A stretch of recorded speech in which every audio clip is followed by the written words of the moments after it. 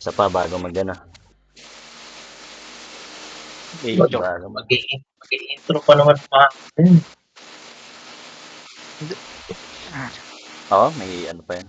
May draft pa. May ritual pa yan. Pero na, may drafting. May draft.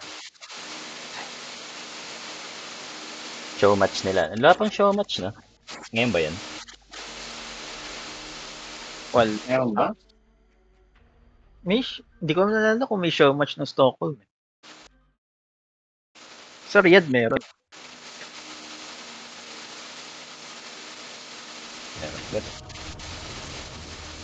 Game. Bawi. Pag-isipan din muna siguro yung builds. Oo.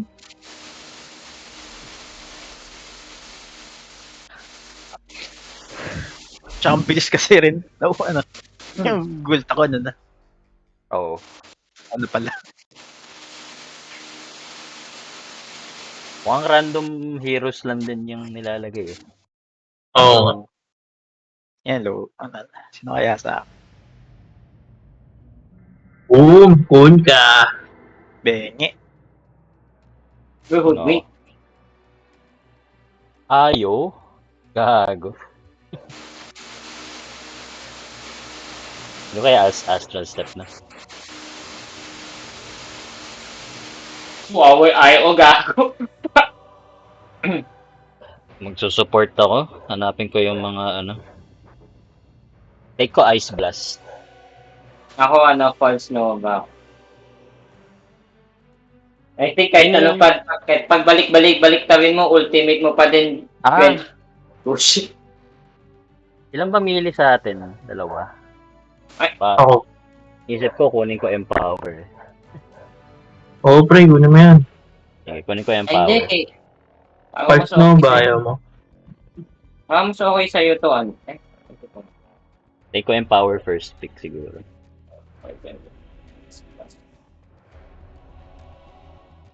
Gago ako pala Lashlak. Kinuha nila yan. Go shit. Kinuha yung ghost ship ko. Mortimer, sige. Ang ina kinuha yung Tidebringer. Biyakan na yung False, no? Gago ka. Putang ina na random. Presence, yun lang. Well, Okay lang, okay easy lang. at least.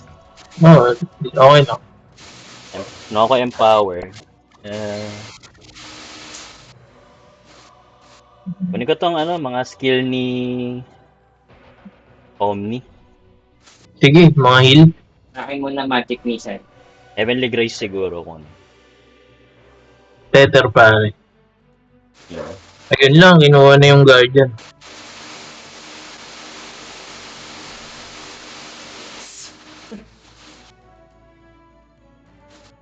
Sino malaki mana sa atin?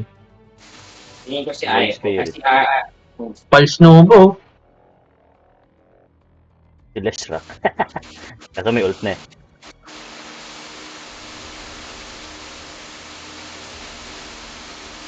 The Queen of Souls? Okay lang. Okay lang. Hindi ako nakapili agad. So, okay lang. May Mortimer's Kisses na nun.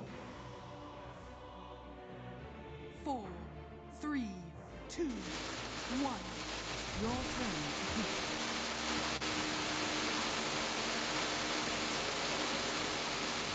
Tingin ko Acorn shot. Tapos, siguro shock of Fate na lang. Slow of Fate. Yung kung ult yung Ice Blast. Para wala Sige. sila regen. Ako na lang yung 5.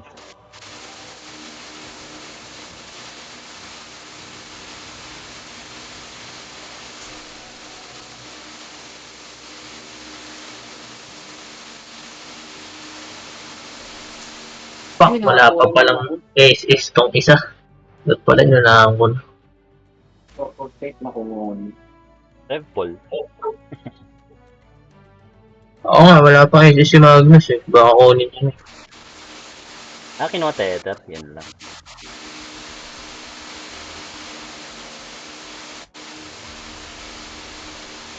Kinuha nga. Ayan, parang wala na masyado maganda dyan. Even sa Pulse Nova. Ay, nakuha. Di gaya ng mana ko yan, boy. Soulbind na lang kunin ko dito. 4, 3, 2, 1. Your turn to hit. Heal pala yung Void Spirit natin eh. Okay lang. Pag soul fight, sabay Mortimer's pieces. Sa yung purification.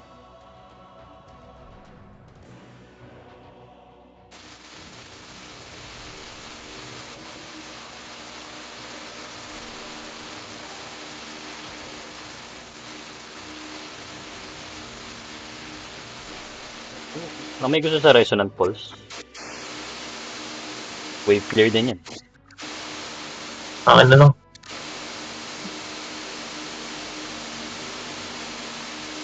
May shield pa to, di ba? Oo. Ganda ng build ng Magnus. Tidebringer, Stroke of Fate, Rev Pull.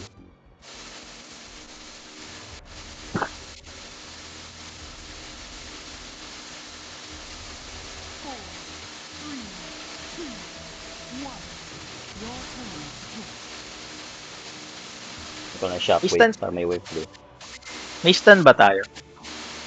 Ito, may split earth po. Nga, kunin ko na nga. Hindi mo kuha. May Acorn Shot tayo. Kay G. Minis pa na lang. May missile ka pa, oh. Ayun, missile. Magic missile. Narik ko yung Woodwink. Pag gumit na ka dyan, kukunyat ang ganyan. Wala nag-sharpshooter. Wala. Gago. Wala na ult slot. Wala DC. Na-DC. Bahala ka. Ah! Ay, Phantom's Embrace din. Okay na din. Ginagawa niya. Tether. Yung stun. Yung yung pwede mong i-apply sa campaign. Okay.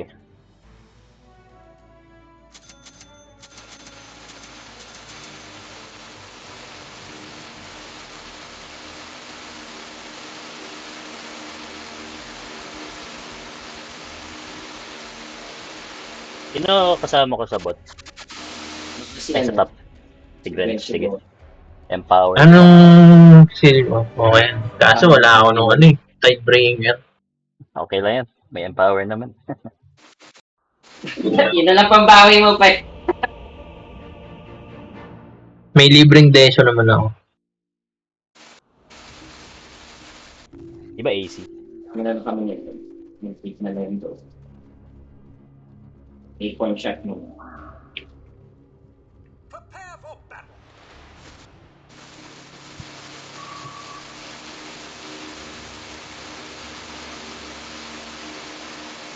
Yung need ba yung skills niya? Battle Blast, Purification, Necromancer, Reinforcement. Putang ina, makati pala sa mga na tong Resonant Pulse? Race 2. Oo. Kaano ko, maliit lang to. Oo, mag-i-int build ka dyan. Hindi. Gangster build natin yan. Ano una mo? Empower. Para sa'yo. Fox. Resume. Okay, mukhang na-DC tropa nila. Paano ba mag-resume dito? Wala. Wait lang, guys. Malik na. Ayun, resume na. Pwede na mag-ito.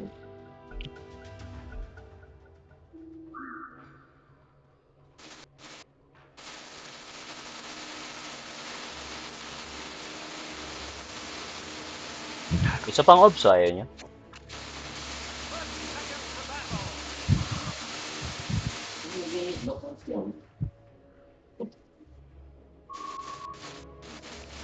Tanim lang word screen siya.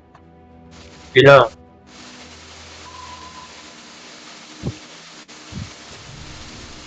Slow yan, kuya, yung Ice Wall. Naan ka siguro dun sa sa cold feet attack. Ay, Ice Blast. Lalo natin sa... Okay. Ako mag-yun. Ang ina mo. Kalabaw. Bitch. Ang gago lang para di tayo maka-creep block eh. Oops. Not today. Ay gago. Okay, dito, Freddy. Siyempre.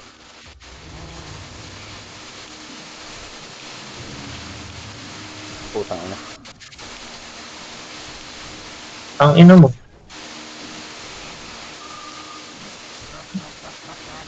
Full lang tayo dyan. Agre ang puta.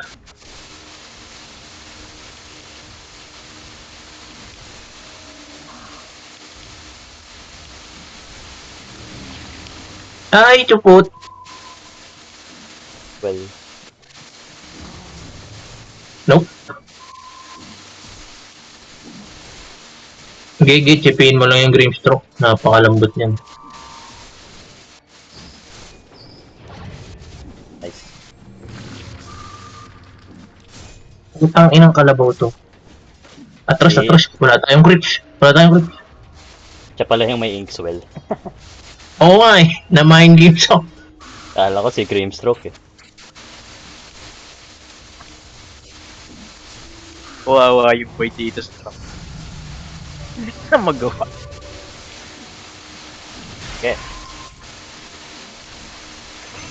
Nice one. Ito.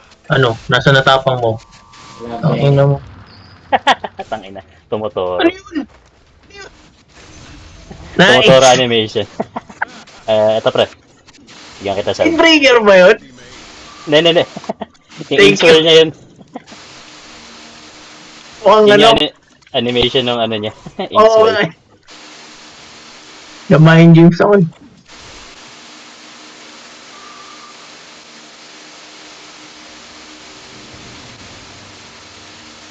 Teka, nag-iisip ako ng ibibuild ko eh. Brazzers.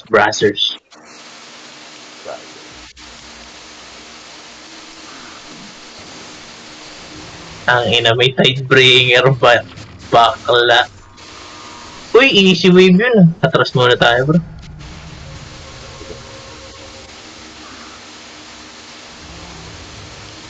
Sige, tangina, mag-tether kayo habang buhay.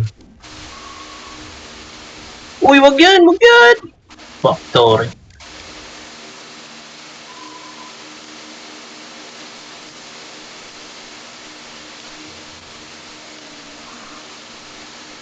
Kaya mong baon ah. Ang hirap formahan nito. Eh, one level ahead tayo. Sige. Hindi. So, kunin natin yung wave. Ayun.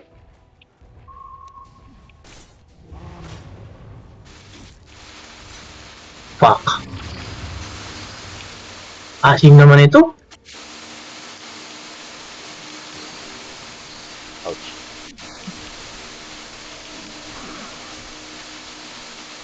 Yan, empower ka. Cleave to, di ba? Oo. Alam ko, nag-AF ka yata to. Tara.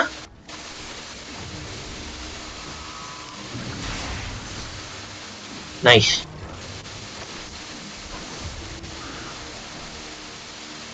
Palagan naman natin ito kalabaw.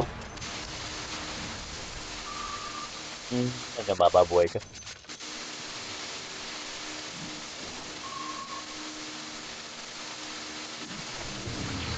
Sabi na eh.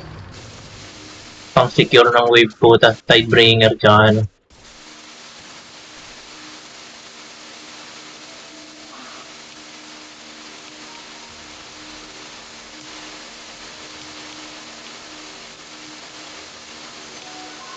Siyempre, solo XP ka muna. Bila ako Sige. ng point point booster. Oh my gosh. Bumalik na yung bitch.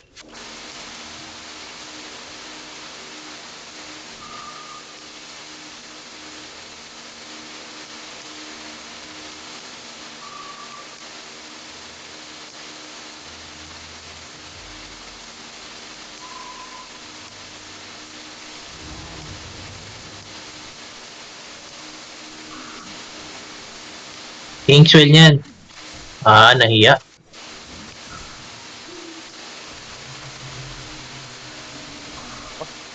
Medyo deep. Gago. Na ano nga pala? Silence nga pala to. Ano yung skill mo dun? Yung shield. Ah.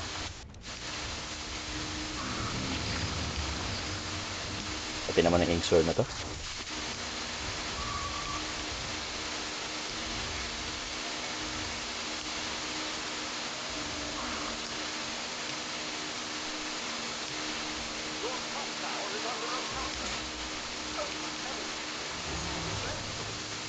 Uy, TY.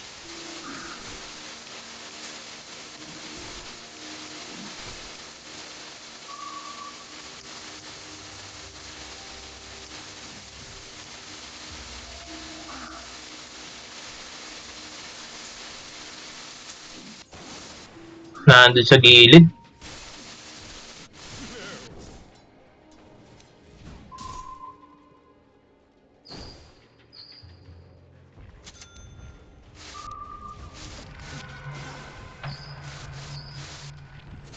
Wala AE ah.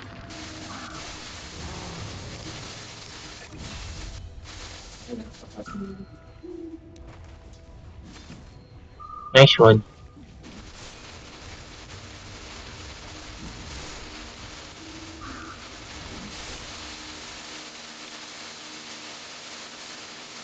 Pre. Ano yan? Uy, may ganyan ka pala eh. Tara, dive in na natin. Teka. Ano yung bounty? Tayo na? Sige. Saan natin Tara, G, tap. nabigyan ko. Tara, tara.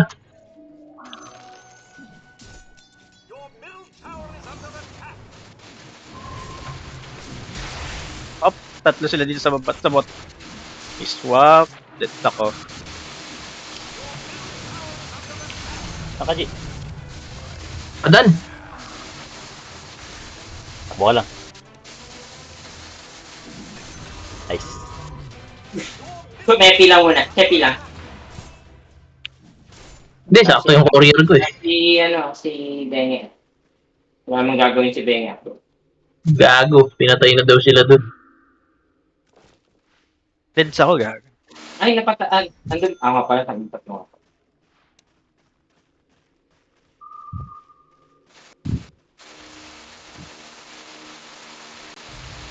Yun, solid.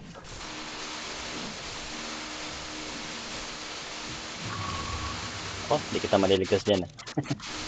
Kaya mo sila. Farm ka sa jungle, ah. May power ka. Thank you. Cleavage to, di ba? Oo. Saka base damage.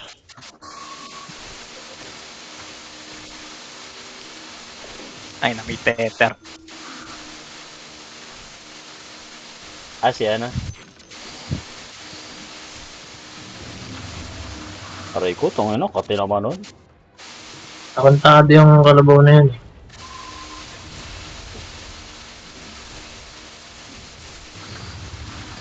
Spammer ang po. Yun, may cases. Siya ng cases ah. Soulbind ako. Wala, Benge. No gold for you. Ang sarap ng empower. Good service. Ano ba skill ni Bench? Akin na lang tong bounty. Yung Guardian Angel pre. Tapos Scatter Blast. Tapos yung stun ni Grimstroke. Yun lang. At yung more ng favorite. Wala si Grimstrokes. Nandito. Ah, okay. Sino dito? Ah, pinapabayaan nila to. Tara pre, patayin natin to.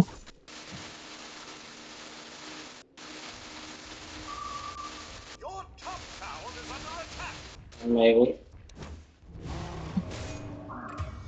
Narinig mo yun may kalabaw dito. I-empower yun. Nice. Ayun. Puta yung sound effect kanya pa rin. Ubus muna ako dito, pre. Si Bengi nakadigi ata. Punta dyan. Punta Ayun, ako dyan. dyan. Nandito sa atin. Punta ako top. Ano na yung bounty yan? Nakuha niyo. Ano yun?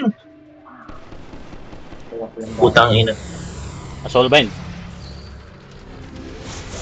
Ang ina. May ano eh. May GA eh. Uwe. Nagda-dive sila. Last after. Aray ko, tangina naman. Gago, tidebringer yun. Chewy, binar ko. Puta, may baril. Tapos ka lang, di.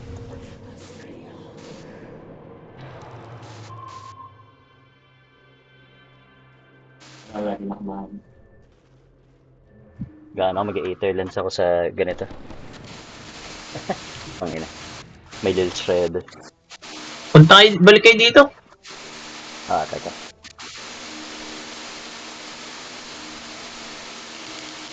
Ginagangster yung wave, oh. May ano ako, may kisses ako. Okay. Ito sa puno. Let's go! Asim. Asim mo, tarantado ka. May panghabol ba tayo dyan? Wala. Mid, gusto nyo? Teka, Oo, farm nakala- muna ako. Farm ka? Ito, empower. Meron pa. Marami ba? Good shit. Ubus na yan. Kaya ko lang stun. Eto na start.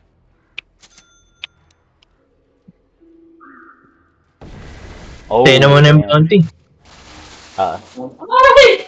Yung barko. Punta na ako dyan. Kakabar ko lang nun, ah. Hindi ka pwede umusog, Wick. Scatter blast. So, bawal umusog. Ano kaya ang power sa'yo?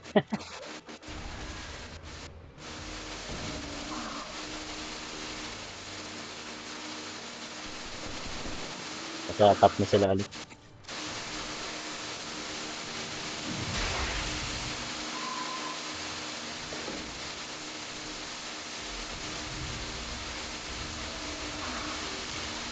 Tulong. Nakakamoy ako ng amoy kalabaw na naman dito.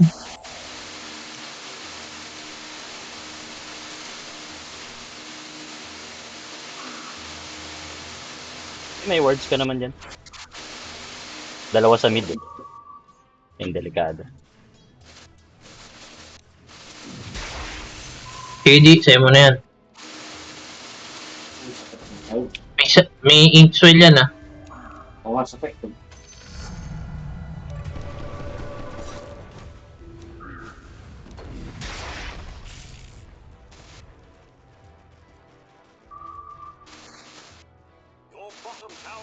Bot, to. Bot. Tara, bot. Pull down yung feet ko.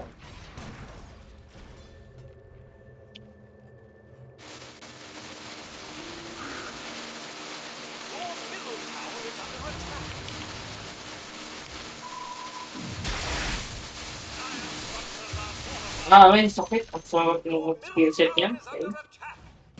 Ano? Pala. Ito pala, push natin. TP yata yung dalawa sa mid. ina. Sa dis pala siya kung mag-insert. Natin muna to. Okay.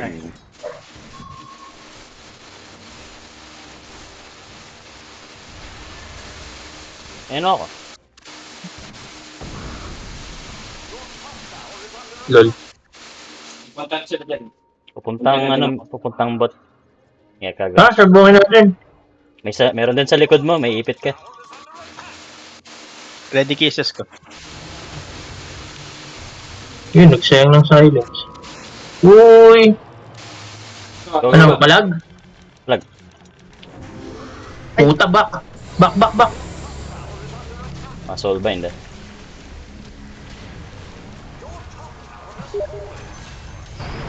Aray ko. Nice kill. Mhm. Ah, shit.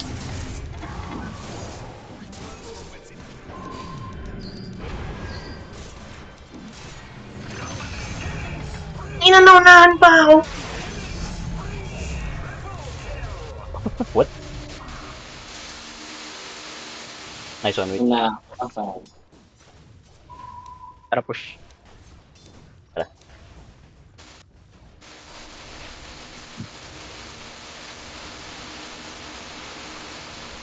Yung shard, anong means ba yung shard? 15 na ata. O 25, kung maalala.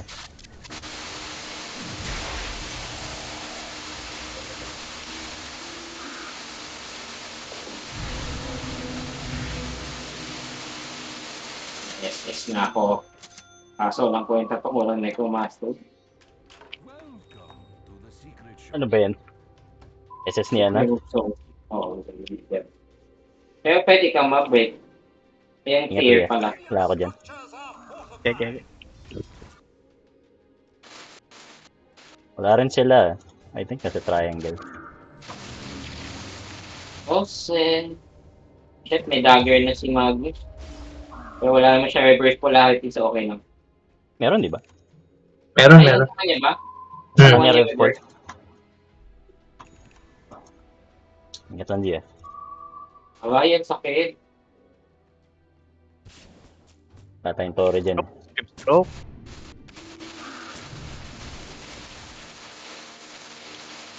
Wala rin Magnus, papunta dyan, sa taas. Dalawa sa bot. Tara, wait. Pwede tong bot. Nasa top sila dalawa. Okay. Magamit mo. May kisses ako. Sabihin mo lang kung gusto mo. Okay.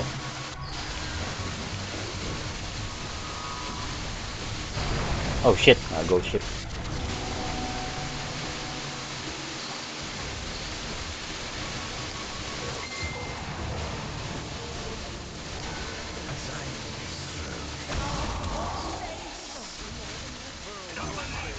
Okay ba yun? Good shit. Sabi Magnus. Tara, push tayo. Iiwan ko na yung void dun. Kulit eh. Sumama ka sa'yo, gago.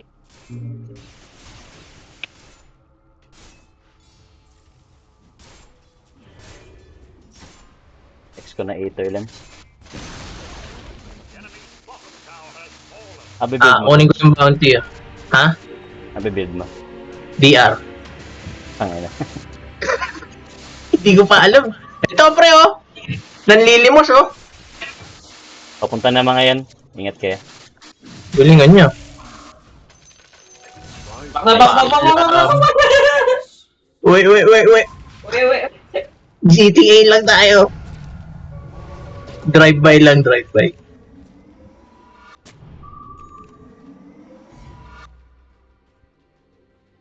Ano nga ba bibuild ko? Good question. Bota muna, bota.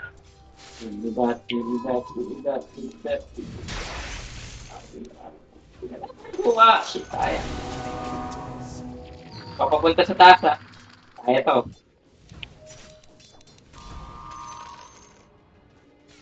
Kilo lang. Ano sila? At ako. Ay, gago, tulit! Takbo lang.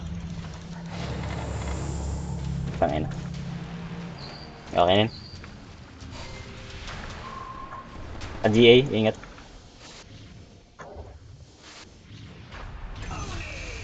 Tama, puta!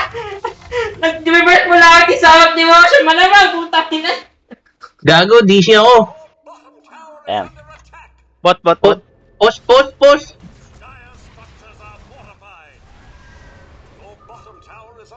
Ano nangyari sa karakter ko? Buhay. Umuwi sa bahay. Ba't? Ayun. Okay.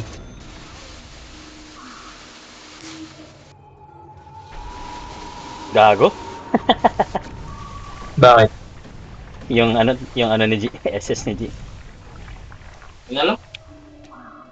This will hasten my footfall. Ayaw Mid gumamit. dalawa. Walang kwenta. Next question ko. Atras na. Ba't mo? Dito G.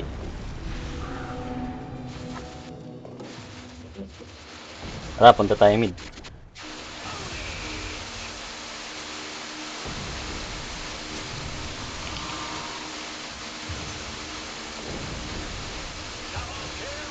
Putang ina niyan. Patay. Gago to si Boyd eh. Dalawa, ay. Isa lang pala napatay.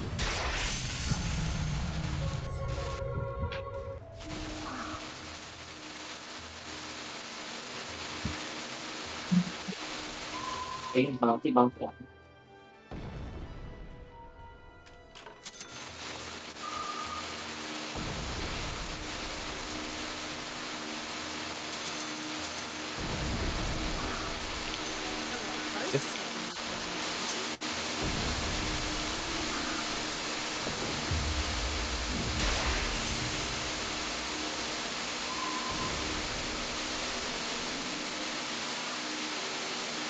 Kailangan natin yung pulse na mag-lock. Bolt. Kasi si Melee para sa army.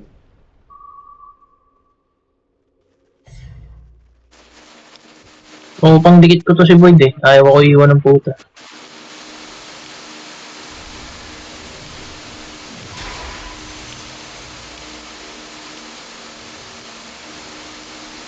Gago, naka-dedalus na pala to. Yun yung delikado ko. Gago, ginagangsta ako. Ang ina-up, tatlong puta. Walang GA. Mamatay lang kayo dyan. Ay, Magnus! Back! Gago, buong team yan. Yung top na lang.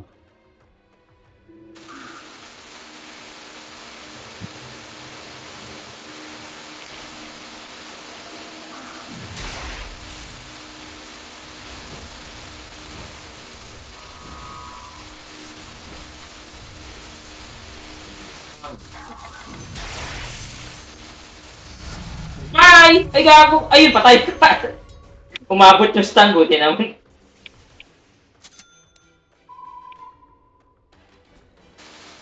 Tandaan G.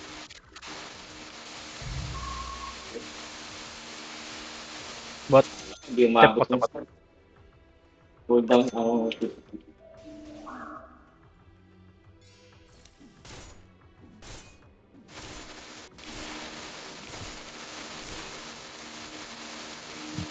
Whoop! Wait up oh, may nagkukulitan dun oh. Hindi niya ako papapatay. Tako bot. Tulungan natin yun. Fuck, kakatipi ko lang. 2 seconds.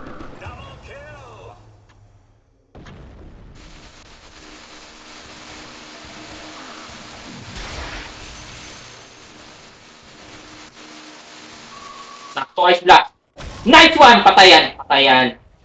May tether eh. Hindi, kahit walang set, kahit may tether. Ang ina mo, buhay eh. Ayun, yung patay. Where's your daddy now? At pa kayo, sabay.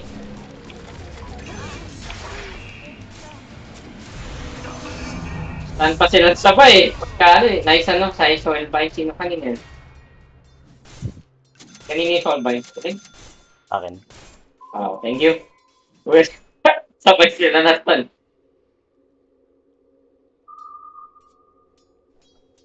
Ba't ganito yung utangin ability? Oh, As gold. Magnus. Hindi ka naka-focus ha. Kuha na ko ulit ang bounty.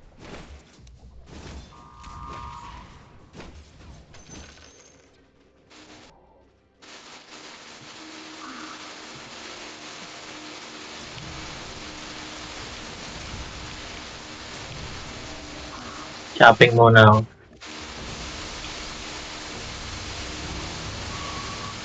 aking bantay, konti na lang ito.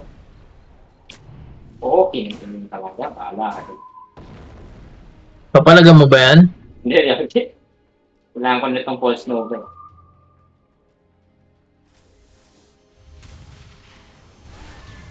Ako dyan. Pa-empower pre mamaya. MS mo. Pengi. Teka. Itong Void, pang Bardagulans din to eh.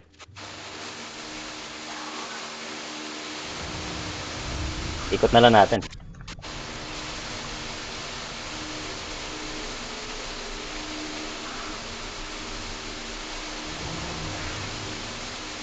Okay, nasa ano yung iba oh. Pang ina, Nasa top. sinugod yung creeps. Very good ka talaga.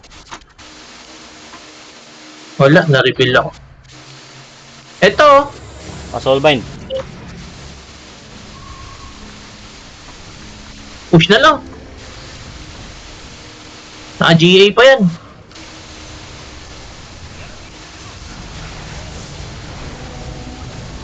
Yan ang tulang. Palag! Okay lang. Nice one. Okay naman silang lahat. Ito, may TTP! Kinancel, gago. Kinancel. Okay, silence mo. Ayun ang kalabaw to. Hindi galig eh. Kaya pa ng lakas ng loob ng Void. Purification pala to. Yagi, south to dissimulate kay ano kung kapag. Sarap no empower, gago. Okay, isa pa yun pa.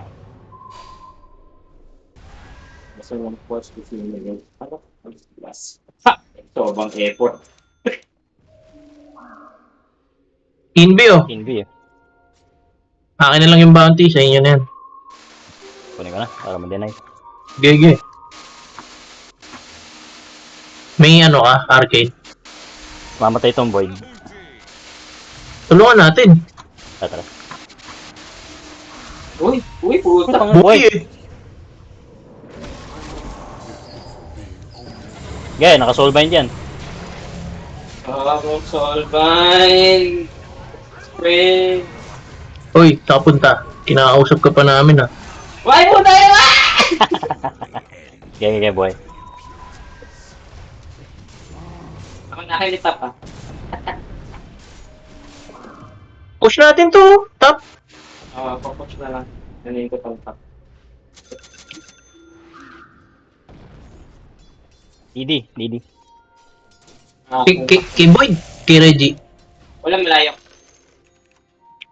Akin na lang. Magnus. Gege, akin na lang. Gaya. Empower ka ulit. Ah, sige. Yan ang gusto ko. Tapos di-dissimulate tayo para gangsta intro. Mamaya, mag-iskadi ako. Wala akong slow eh. Kita niyo sa mapa. Nandito sila. Kaya akin lang yung psychic. Hindi, Eh, word sino na yan? nila. Nilagay ko ba sa newts? O kunin mo na dyan. Saan ba? Dito lang nasan. Layo. Oo nga, hindi ko naisip mag-ano, which play. Akin na lang yan. Pwede. Spider legs oh. Tapang naman ito. Okay, nandiyan pala silang tatlo. Pwede ako mag-push dito.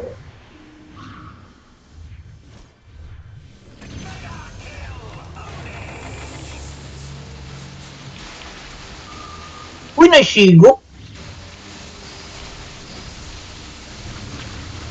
Oh. Tatlo tayo. Puno gagawin yung reverse mo. Nice one, we. Dahil long range yan ah. Tara, push tayo mid.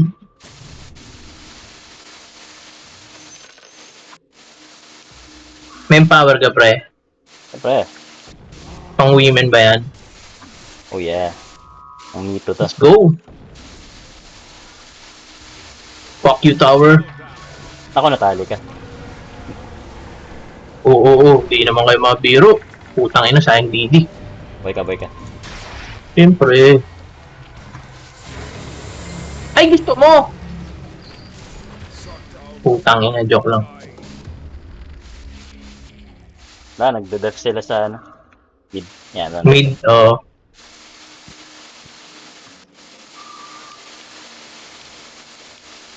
Ipon ako for Octarine. Warden. Para todo spam sa ano.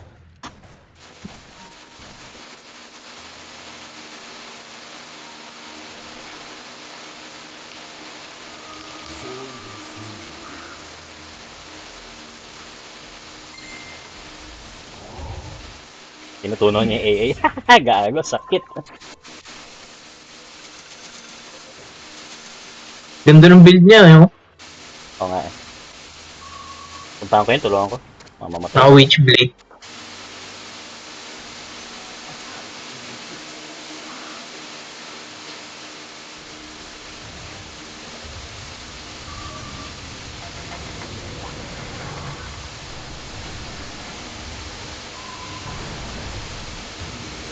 Asim.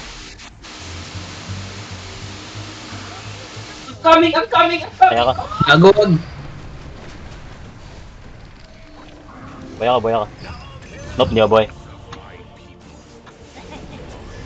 Nakina mo ka! Oy! Gago, scatter blast. Aray, may Inkswell. Yeah, 2 for 3 for 2.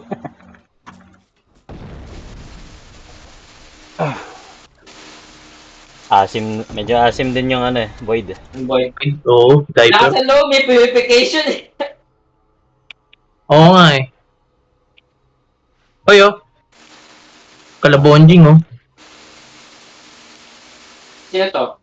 Magnus. Hindi to yun. Kaya mo mag-chess. May ano? Warded. Dead. Kunin niya. May word dito. Yep.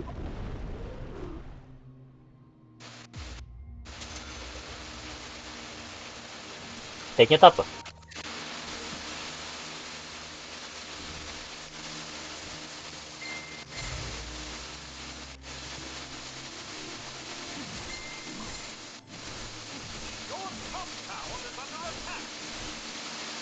Good yung scepter dyan, Grand Chat.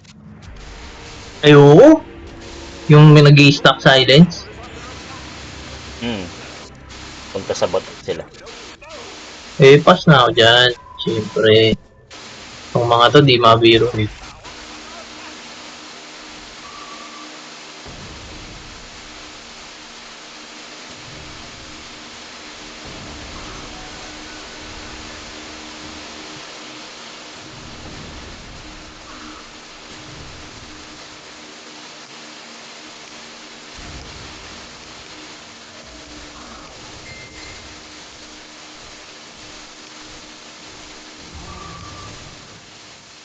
Ano, tara? Dito na yung Void, oh.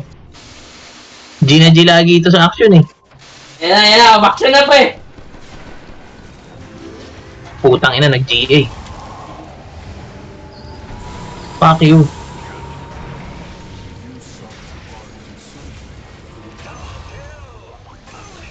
Ang ina mo. Ay, ano ginawa nun? Parang gago naman tong ano, SS ni Nevermore sa akin. Ang ina. Picture perfect lang. Palayo eh. SS. Pero wala namang fear. Tapos tayo dito, oh.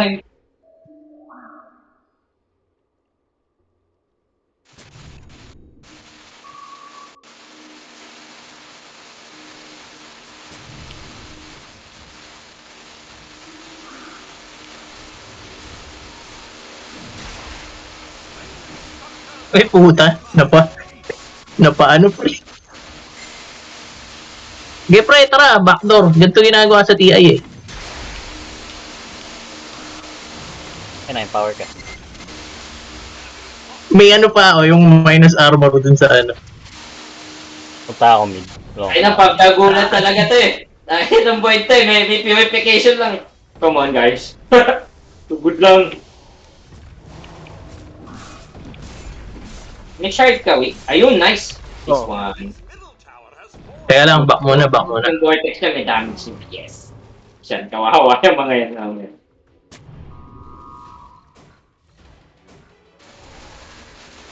Kaya ko i-clear eh. Yung mga nyots dito. Natin yung creep sa top.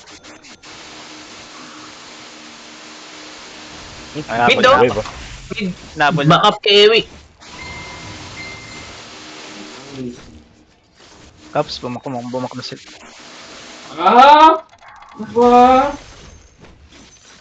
Gago. Si Reggie naman pumalag. Tara, wait. Balik tayo. Okay. Ikaw. May ano. Nagago, may pumalag dito!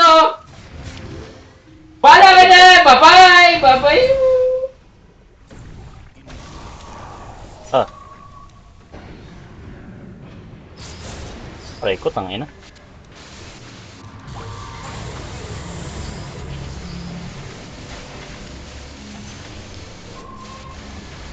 Hindi ako lalaban. Nalaban ako pre.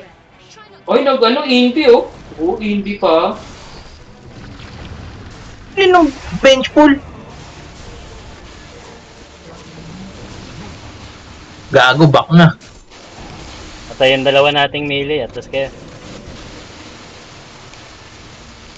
Patay na tong si Ter. Ay, Marap eh. May Nangyari right sa turn inyo, ka pala eh. walang kwenta yan. Yung bench pull, friend, tulin umatake. GA. Ah, yung ano yun? Lil Shredder. Little ano. Then Ray Black. Antayin nyo lang yung ano. Wag natin i-fort yan sa tier 3. Okay.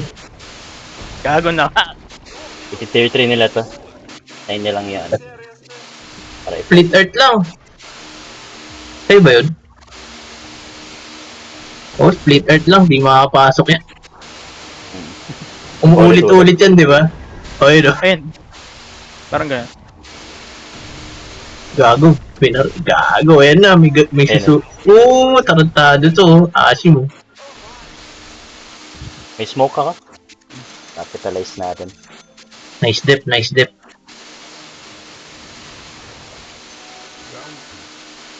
Si Void, tulungan natin to agad.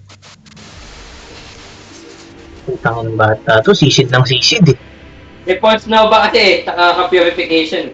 At nakakampi natin eh. Yan din yung kanini +1 eh. Hindi si Oo nga Tamayas. eh. Diver boys. Sugod siya. Gago tong batang to. Hindi mapakali pag wala sa gulo eh.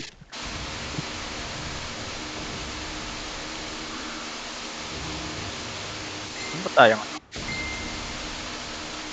Ako yung inuuna nila kanina sa laban. Nila ako yung hard support eh. Hindi pa rin mag-iisip ko. Ano, smokes? Punta sila. Wala, lalayo nila. Hoy, ay, kayo na to! Penta eh. Akin na lang. Bigay mo na sa akin. Bago pa. Paano ni Chief Dash mo? Pack the Chief Dash. Fuck the chief wish. Minsan lang ako hindi mag-tank eh.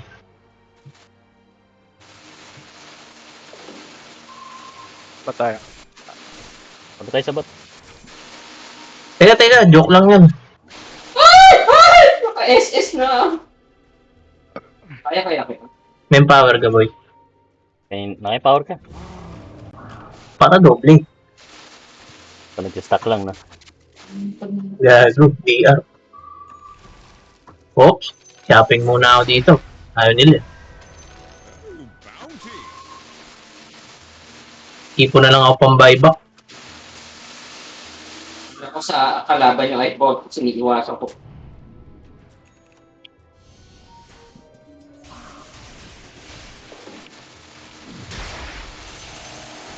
Pelprisi mo. Kailangan nyo yan. Tara, Ano? Dito! Ares!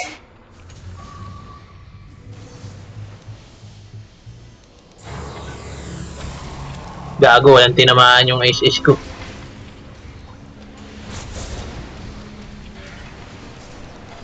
ay naka-G. Matay ka pa dun. Naka-BKB siya na.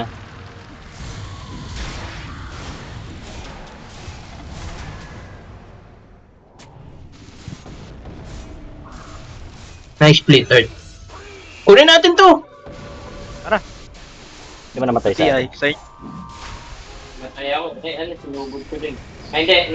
May warded kasi sila. Kaya nyo yung kay ano, Eric.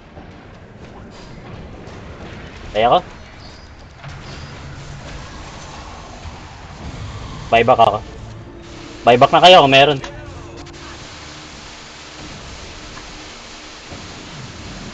Nice to simulate. Nice to simulate! Ang inaturo ni Abed yan eh. Huwag ka mag-storm, mag-void ka. Kanino to? kanya Ayun na. na.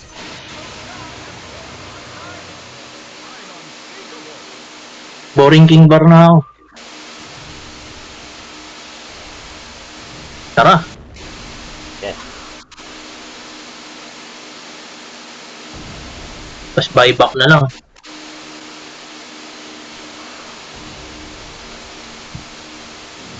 Wipe out pala to eh. Tara, force natin yung buyback nila.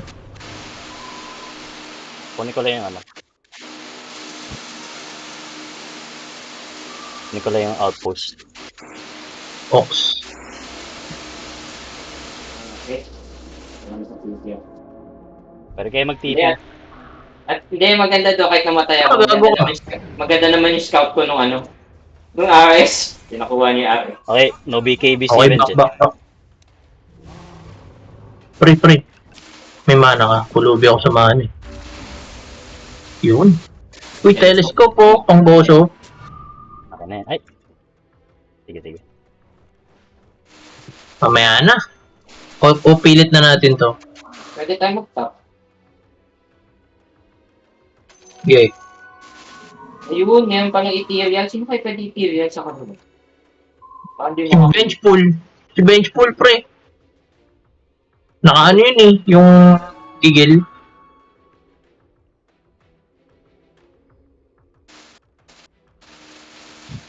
Ito pre oh. Pitas to. Ay, nagde-deward. Reward natin siya. Tara. i-wait sa mapa? Ayan, Ay, ay, tayo. ay. no? Puta, sino yun? Puta, ina! Puta, all skin yun na. Nakita ko yun. Gago, joke lang. Wala. May nag-invi dito ah. May nag-invi dito ah. Ilan?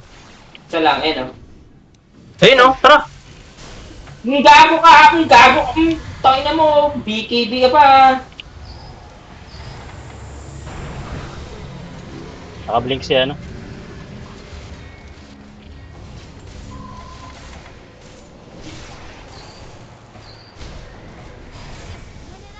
Ilang nakakilas. Gago ka. Nangyari sa'yo. Wala, hindi wala na ako sa ano. Sa late game dahil sa skill set. Ang inastan yan. Ulit nyo ah. Ay, Next one. Gem mo.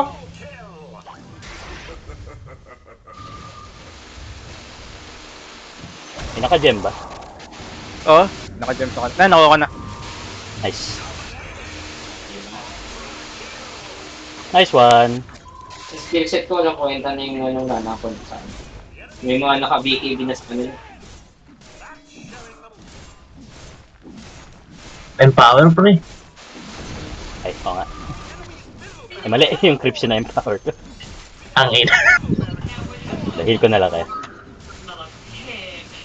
Tara bot to. May ano, minus arm. Uy. O yan.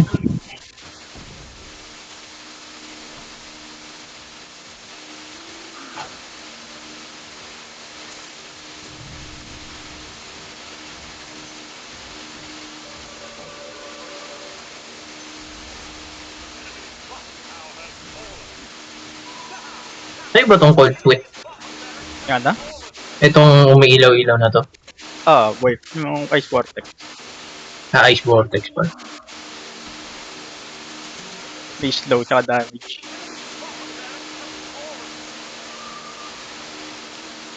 One. Anong skill set? Di ko kang kate pa din. Kaya pala naka-presence of the Lord pala to, of the Oh, dark. gago. Presence of the Lord, gago.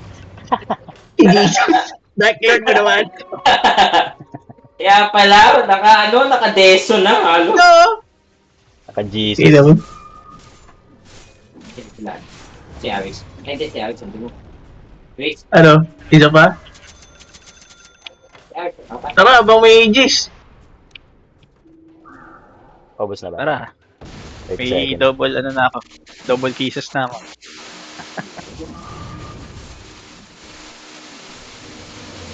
Ay, gusto mo? Dapat po. We're coming. Butang na rescue, pre! Ito na oh.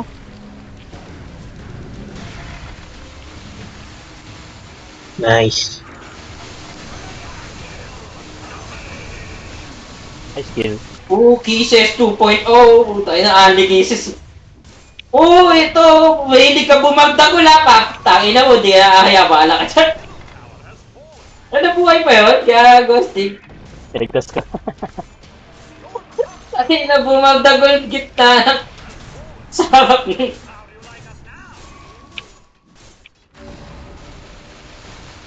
Gago. Ano ito?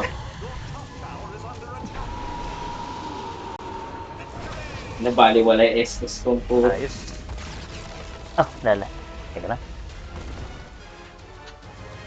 Laban mo na? Sige. Ayos. Si Aris ba sumali? Hindi ko napansin. Oo, nakamute. Okay.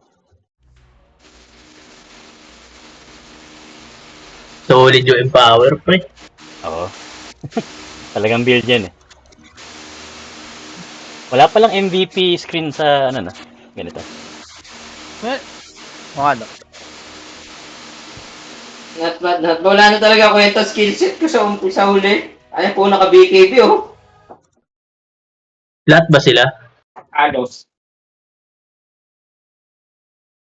Ano yung matulin kay Benchpool? Lil Shredder. Alien Shredder, paano po, hindi naman dapat matulin yun eh. Pag umaatake siya, matulin. Tulin yun Nasa boy. bing ano? Lil Shredder yun oh. Si Ben. Gigil na gigil eh. Yung Shredder, yung atake siya, tapos ang tulin ng atake. Pero kung lakad, Scurry, kanina Scurry. Nakay Magnus. Ganda. Okay, so maganda pala yung Magnus. Build niya. Oh, tara, Yung load mga na tayo. pre-draft phase na. Uy, ang iksi ng intro ah. Load kami, pre. Sige lang. Tapos na. Tapos na. Sana pre sa Beast Coast pala, daming cholo. Gago po, Yolo yan. Puro cholo yan. South American yan. Oo nga, gulat ako may wala nakita. May tattoo sa leeg. O gago Mga nga isang- tropa ni Hector Salamanga to pre. Gago, isang cholo nga dun, mukhang mukhang terrorista. Mga Espanyol to pre. Kubik sigado. Espanyol. There is a lot of kill threat. I'm just scared about the lane. If they do put this Razor against him, it's hard. Maybe they want to go for a lane Mga swap. ano, Maybe yung they mga don't. I talaga think nila Bloodseeker is usually really good at Hindi may nag-aura kayo. lane, but if you're getting Kakatakot yan ha, may nag-aura kayo. that seems really scary. There's also this Si Taiga? Bloodseeker has been Taiga, also wala taken kayo? to chunky boys, right? Into Hindi ko pa nakikita. the bristlebacks and the like, because of that shard, he benefits quite a bit from it. He chews Sep. right through them. Matik, alam na kung sino si You Seb. don't necessarily have to go that route. Spammer. Eh, Gago. oh. He's agile. Spammer. You Ako, matik iyas yan. can play something like a jug. Wala nababa ng ano It's niya eh. possible. Do you think that Bloodseeker then is also a little bit to try and dissuade Ako, OG, headphones. maybe those big Bakit tanky yung boys mga are kulay ng hard mga on Mars disco here? spotting? Marcy. Narinig mo ba?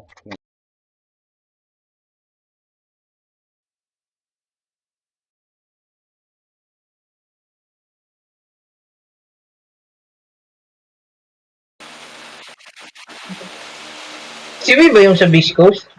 Hindi gagi. Sa Alliance si Wee. Kamukha ni Wee eh.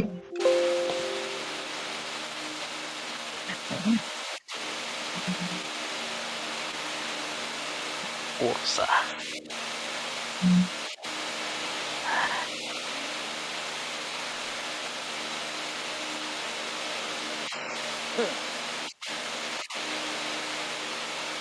Holding their mid hero for loss, so when Beast Coast reveal what lanes they want, OG get to just you know, finish out the draft with a good counter pick. And they banned Storm, so that suggests Beast Coast is maybe like, okay, maybe we need to send Batman. Let's ban some of the counter picks. Yeah. Where would you guys put these lanes?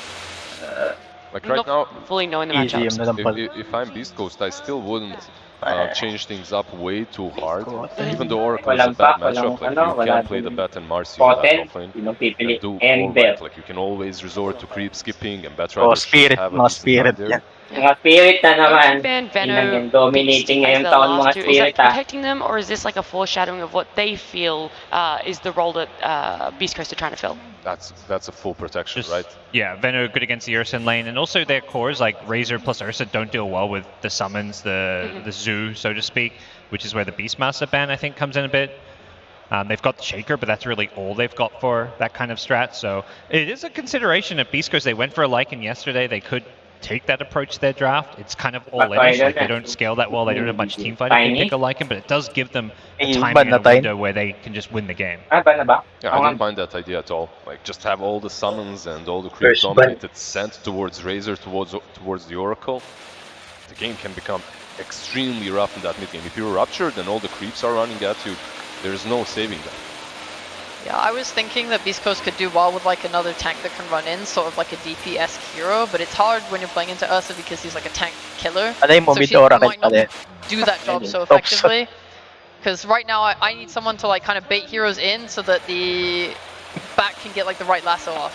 Pango works fine, it just gives them way more team fight, which they were lacking. A lot of flexibility as well, right? Like right now you can see what OG picks. You can put the Pango and Bat on offlane or mid lane. You can swap those heroes out. So it keeps things open for Beast Coast, and it makes it a little bit harder for OG to get this last pick. Is there anything that draft needs to really round it out? Do you feel that they hit most of the things on the head and that the draft is already looking really solid? Kind of go for comfort Yan ba now. to? Si For Hector ba to? Yeah. Do you guys feel that a playmaker is needed maybe? Ay, teka. Yeah, si K1 ba? I'd say that when I see Sinabihan some si OG Pepe drafts, na but then they just Chicho. make these three semicos Oh, work. God. They're all just Okay, farming. yeah. They, you know, get strong in the mid game, and then they just group up and win one team fight, and the game's over. So Yeah, I'm trying to imagine it because Beast Coast look like they want to go smoke up, make fights, hit Ikaw na timings. maalala din ano niya. Penalty. That's Poker. good. Invoke the last pick. That's a BZM Invoker, man. But are we going to see Quasvex or Exort? Because he does both. yeah. I think it's still the Quaswex versus Bat. If Bat is mid, right? Then you deal with him that way. Panda survival! It feels like it's Yeah, I go on the under greedy patient side too. pala. Exort, you've got the Fissure for some setup kills on the side lanes, but I mean, you mentioned Playmaker, Quaswex with the Spirit Vessel running around kind of fits the bill, especially a team like Beast Coast who wants to run at you and take lots of fight. Feels like they may need a Quaswex. The way Pango. Invoker is played right now, you end up having everything. Very At some true. point anyway. Midas is back, baby. Well, then, where are you guys leaning for this game one? Is it OG? Is it Beast Coast? Ooh, I do really like OG's Ursa pick a lot into Beast Coast Heroes, especially if he gets that Ags and then he can always, even without Oracle, he can break the lasso on his own. That being said, I think it's up to how well Beast Coast can take these early fights and really like set the pressure. Do you have faith in Invoker, gods? If it's Quaswex, I mean, absolutely. I have faith in Invoker, but I think more so I have faith in this Shaker plus Razor. Like, there just hasn't been too many great heroes to play in the Shaker Razor. Razor on one side, Invoker on the other. I don't know. I'm actually going Beast Coast for game one. Oh, wow. All right. Lizard just coming out there, swinging big words. He's a Beast Coast supporter for this game one. But we're going to jump over to our casters, Gareth and Lacoste. Yeah, we're super excited for this. We hope you are all excited as well. Arlington, as we get ourselves into game one of this best of three Beast Coast with a pretty chaotic looking draft. OG with some really serious laning power. What are your thoughts, Lacoste? Beast Coast asked themselves, how many displacement abilities do you want to have this game combined with Rupture? And the answer is yes. There's a Rubiclef, the Batrider, Marcy Dispose, like even Cavalier Roll can do some damage. And I feel like this is going to be a hype one, Gary. Oh, listen to them go. Well, you know who the fans in the crowd are favoring? Oh, Sam's complaining about Pinagtutuloy, the sound. Jex. Yeah, that's the crowd sound. Go on, let him hear it again then. Nakapag-book na ba kayo ng hotel sa flight? Players want to hear their in-game sound, so... Ah, okay. We'll see. Once they are set up, they're going to be ready to Yeah, go. no. BZM on Invoker. No This tayo- time around, it's only no the tayo three to sambahay. watch it, and Amar on his Tayo. signature Ayun, no. Razor. In terms of the lane setup for OG, it's going to be what you would expect. Shaker and Razor on the off lane, and also having the Purge mechanic, the spell mechanic from Oracle against the Batrider. I also want to see potentially Beast Ghost might be swapping things around, put this Rubik against the Razor, but seems like Pero it's usually not dyan yung gonna mga be scalpers the thing. sa Go last on, minute sa ready, Zeb labas says. ng stadium. Baka Yeah, you'd makachamba pa expect kayo. them to maybe try and keep the Bloodseeker away from the Razor as well, but we'll find out what Beast Ghost do around these first bounty spawns. Oh, grabe yung mga yun. He wants the lights off. He's used to Red. playing Mga Galit 1,000 na yan. Mga $1,000 na Stage now, yan. Ibenta completely nila sa different atmosphere. 700 yun. Top may 6 for Beast Ghost. Oh, 1-5. And looking to go 3. even further. See Smile starting out looking for these observer wards, but we're seeing a lot of adaptations and even teams just not bothering to ward in that mid lane anymore. Some nice high five Ayun, between bago Amar banatan and C mo pero Smile as muli. well. They did not want to attack each other. Amar wanted to keep Oh, things thank simple, you. go for the high fives instead. C Smile will be playing that Pangolier on the mid lane.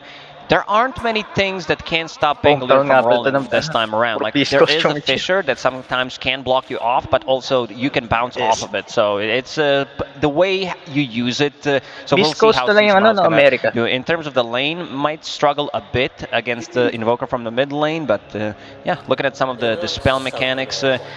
Bloodseeker, he's Wala nang been a NA, hero diba? that comes online extremely quickly, and Panel did touch upon K1 being a bit more active lately. Oh, Taiga actually snatches the rune. Cheeky. Comes in and takes it.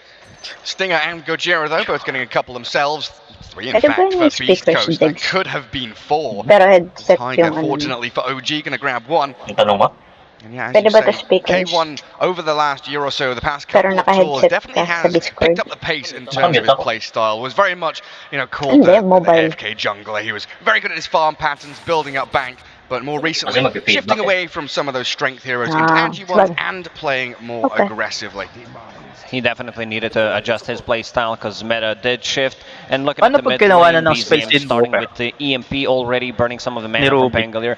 Pango without a mana, very difficult. Yung to play. Like, naka-slump. you don't really provide kung ano much yung of mga that speed nakatay. away. And yeah, looking at some of Isa these lang yata stats, kung ano yung I huling saw kinat. some low numbers, Gary. 20% win rate on Radiant, but it's kind of hard for any heroes on Radiant this tournament so far, isn't it? It really is. Very well. Okay, one up at top. Sitting 1 and 1. Seb on the Earthshaker and Amar the Razor going to be incredibly good in this duel lane LGD Spirits against na what dito, Beast no? Coast have. Just keep fissuring, securing range creeps, and until Beast Coast to level 2, you're not particularly afraid of anything. Maybe once they've got the dispose into Blood right is not to worry. Once they get level 2 on Marcy and have that Blood Right that you mentioned, this is where they're going to start playing a bit more aggressive. Already down to half HP on Razor, and if the other lanes are also playing aggressively, that means Bloodseeker will be having some extra move speed, and this you got to be a bit more careful about it. Yeah, you're right. That's one of the reasons why this Bloodseeker is so able to play active early on. Doesn't really need too many items, can buy the upgraded boots, the treads or the phase, then a javelin into Maelstrom, but you're already running around looking for pickoffs. Here's the Blood Right. Seb not fast enough to get out of it. Not too bothered so far though. And Stinger does have to rebound away. How's that bottom lane going? Uragi and Tiger getting some good damage on Gojira. Well, I'm looking at the mid lane. Pango's really struggling without mana. He's not able to put any pressure on Invoker, and he can't even get CS. Right now, sitting at only 3, while Invoker is 9 and 6. Oh, wow. Oh, yeah, BZM crushing it. Does have his bottle coming out now, though, see Smile, but look at that, with a Tornado to harass. Get a couple more CS. And Invoker going for Water Runes. Grabbing them up and keeping himself topped up, while top. Static Link, the Fissure on the wrong side, so K1 able to sprint. Oh, C-Smile, he's not going to be able to pick up the other Water Rune. BZM will deny it, so that's pretty big. It does have a bottle. I want to see if OG is going to make a rotation, potentially pick up that Ang ina, sino dito yung kumain ng pancit pag panalo na? The regeneration from him. BZM? Right now, he's really strong. Tama If ba? it's 140 mana, Yoragi yan. if there's a rotation from Yes, Earthshaker on the Alliance. mid lane, it's potentially a kill. But speaking of Earthshakers, Kumain Sebastian na lang might ang be in push. trouble. Goes back into K1, Fairy Fire and Fisher, but Seb is about to drop. Gets the There's the courier. first blood for K1. At least he got the career kill before he died, and K1 off to a Pepe really muna! good start. This is what you want to have with the Pepe Bloodseeker. He ng does Korea. have boots of speed to be able to break the link. This is a killer lane for Beast Coast. And it also stopped that move you were talking about, right?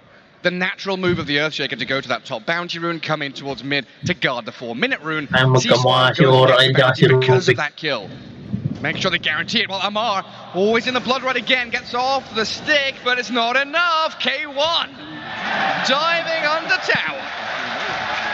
Another one for this safe lane of East Coast. And they're even dropping the OG voice lines on them. There came well prepared for this series, and Sam is striking back as expected. BZM one more time guarding that top rune. Seasmile getting whatever he can. It's a difficult one for him. 9-1 compared to 20-9 on Invoker. He also decided to go for second Null Talisman just to be able to dominate this matchup. On the bottom lane, Whisper thinking about getting in. Yeah, they are diving this. I mean, Tiger is going to throw the Fortune's End towards the bat himself, so the sticky napalm charge is still up. As BZM's rotation aiming for the Whisper bat. They do kill Tiger, but Whisper, he wants a little bit more. He wants Uragi, still looking like he's going to die here, even in the trees. The Fairy Fire and the turnaround, though, they're going to kill the Ursa. But that's going to be another one for BZM. He's going to be able to clean up. What a rotation. You don't expect Invoker to TP this early. Pangolier, he's... Oh, never mind, top lane. They've got the chain stuns on K1, so an extended static link from Amar, but the disposed back Stinger trying to disengage. He will fall here to a couple more little hits from the Razor. Amar stole too much damage, sitting at 61, 2 points in that static link. But they do have enough move speed to break the link now, especially with phase boots completed on Bloodseeker, and also that extra move speed coming out from Rebound. I wonder if Seb there was thinking of the kill. Got that nice observer ward placed, so we will see them coming. Is he going to cancel Salve? No, he's just going to let it get away with it. But yeah, looking at this Invoker now, 24 and 13 for BZM. What does he head into next with the double null build? Is he still going to go earn? Yeah, the most definitely, because it does give you that kill potential. It's just the way to go when you're playing Quaswax Invoker, and almost has it. Needs another 50 gold to finish it. But And he's rotating bottom. Why farm creeps when you can try and farm heroes?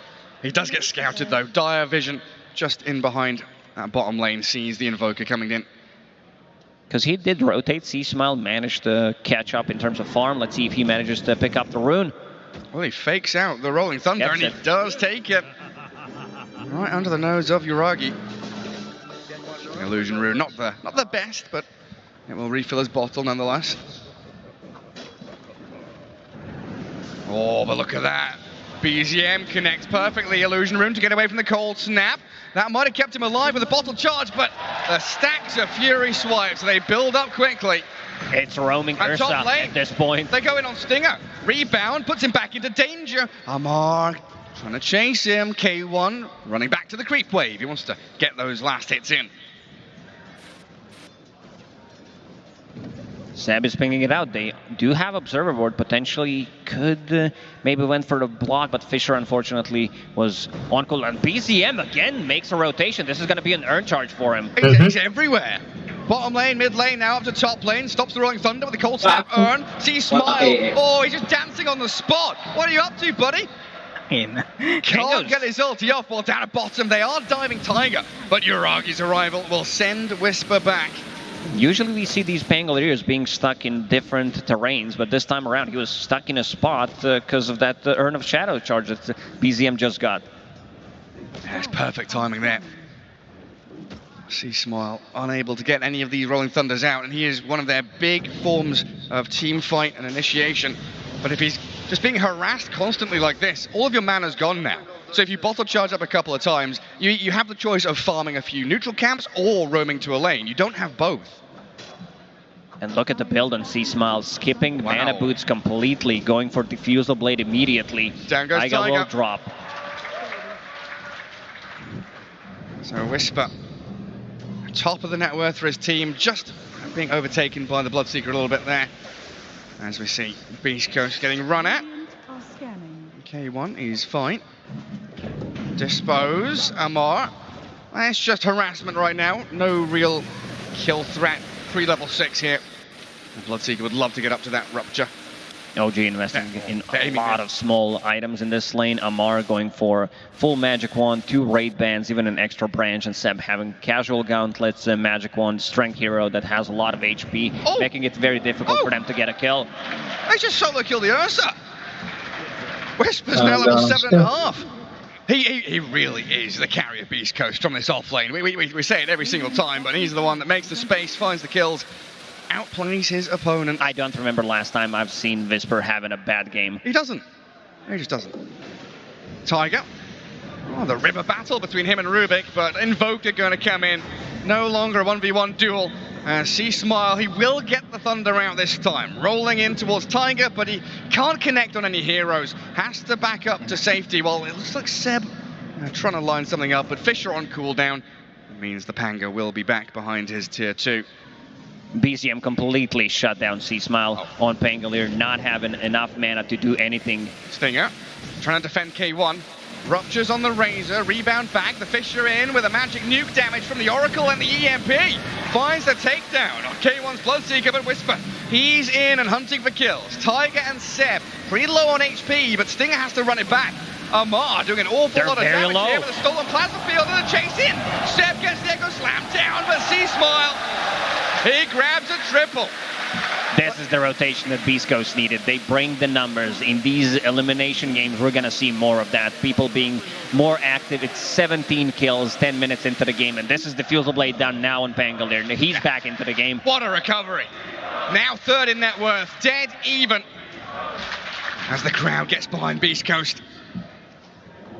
Uragi gets on top of K1, Fortune's End holds him in place. K1 still faster than the Ursa though. While mid lane, that's the kill. On to BZM we go, take him down. That was a kill before even getting the Fusel Blade, which is being delivered as we speak. So having an extra tool, having burning mana on heroes like Ursa, Oracle, even Earthshaker, because he does have very low mana pool. C-Smile? He's got the Thunder. Oh, but the Fisher, Seb, he knew what was going on there. Great kill from Amar and Seb, setting up onto that fake pump of the Rolling Thunder. De-warding mid now as well. Usually it's fake it till you make it, but this time around, big loss for Beast Coast. Yeah, huge one. I mean, that was Pango recovering greatly. He is now ahead of the Invoker in net worth though, but K1 down at the bottom of the cause. Not something we often see, but this, 11 to 20 minute period now is going to be his time to really catch up, get into his key items, while the Pango and the Batrider, they are team fight space-making heroes, aren't they? Yeah, they're ready to join relatively early on. Pango, we mentioned that the Fusel Blade, all his spells are maxed out. The rest of the Beast Coast will smoke. Gojira, level 7 on Rubik, didn't talk too much about him, does have Plasma Field, which is a lot of damage. Yeah, huge nuke there.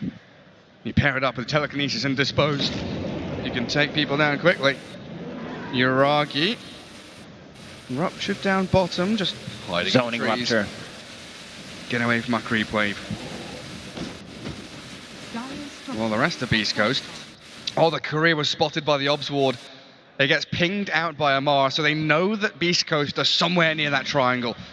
They might, in fact, figure out the wards that were just placed as well. You can see Amar just circling triangle. They're in here. We know exactly where they are. There's the Maelstrom done now for K1. BKB Lincoln's queued up, but BZM eyeing a potential kill, not going to go for it just yet. And we've talked about K1's obsessions with some items. His Lincoln Sphere that he likes queuing up, doesn't always buy it, but he does like putting it in the quick buy just in case. In this kind of game, what is it against the static link only? Yeah, he's going to be afraid of that, and I think that the big part is going to be Fortune's End, dispelling his Blood Rage. Oh, okay. Later on when he picks up the shard, because if that's purged off, that means you're taking a lot of damage away from Bloodseeker. Yeah, that's true. C-Smile with a DD rune.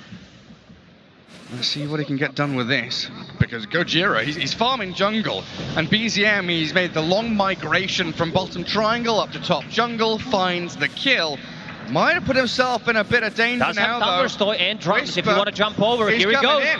They're fighting in the pit, but the big kill's there onto the Invoker while C-Small's echoed and taken down.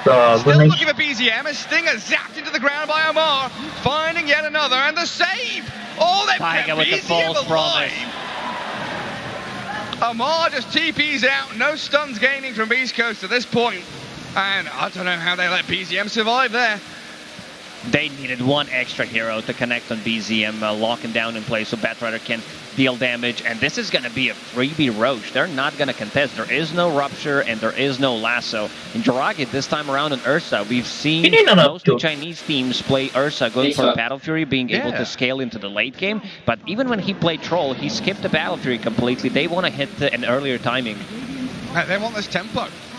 See Smile, man, it's just so irritating to play against this Invoker with Cold Snap, EMP, good swashbuckle down to low ground, but clipped by the Tornado. OG might still look to change. The Fortune's End allows them to catch up with a Sunstrike in. See Smile nearly dead. Not quite enough.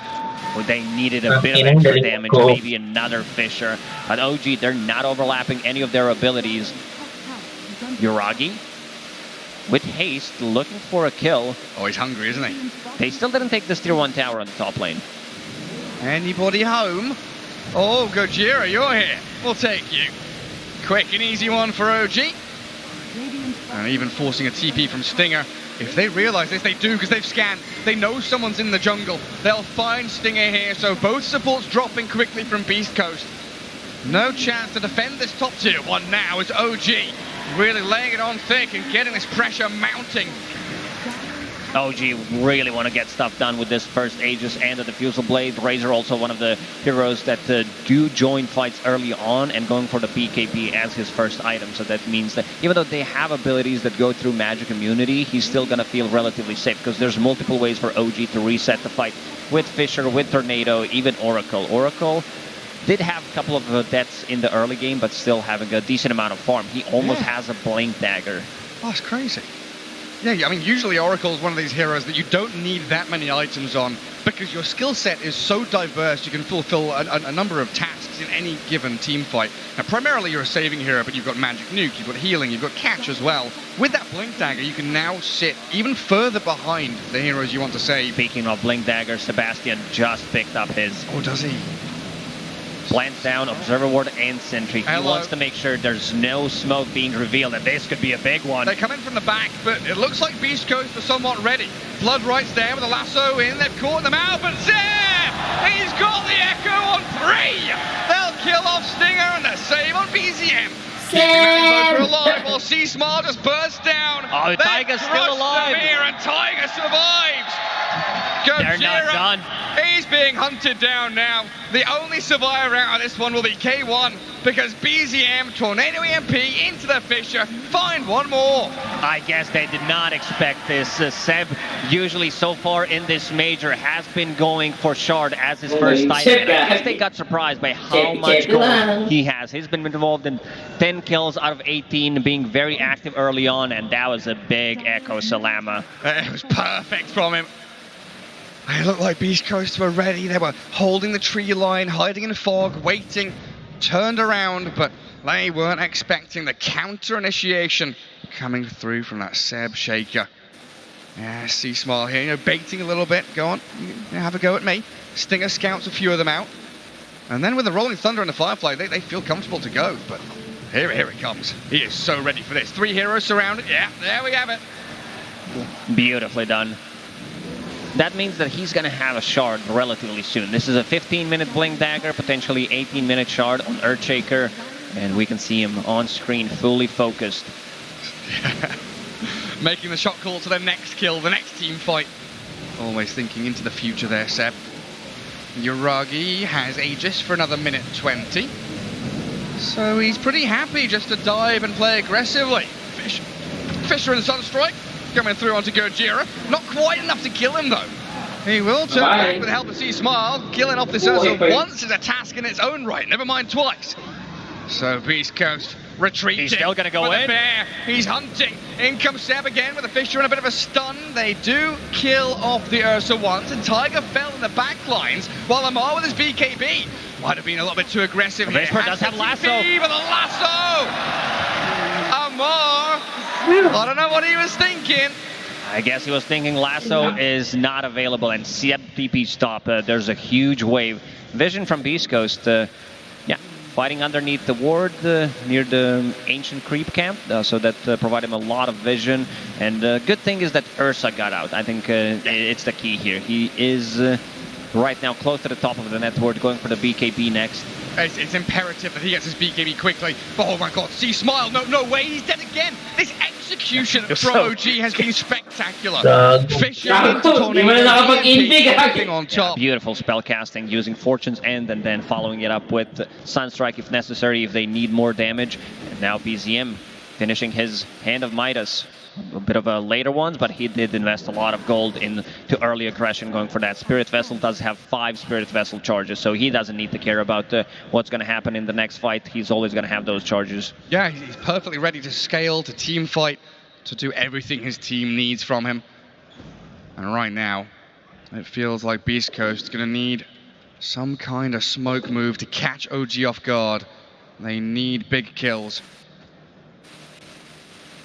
And you can see there Whisper a little bit frustrated in the player camp. He did just get a kill on Amar, but usually we see him up at the top of the net worth, you know, second, third place. Right now, down near the bottom. They have allowed K1 to catch up though, as we see here. Maelstrom BKB heading into the... What was that? Halberd coming up next. He loves to build that item. Like before, when he was playing strength carries, it was always like a casual Sange, just in case.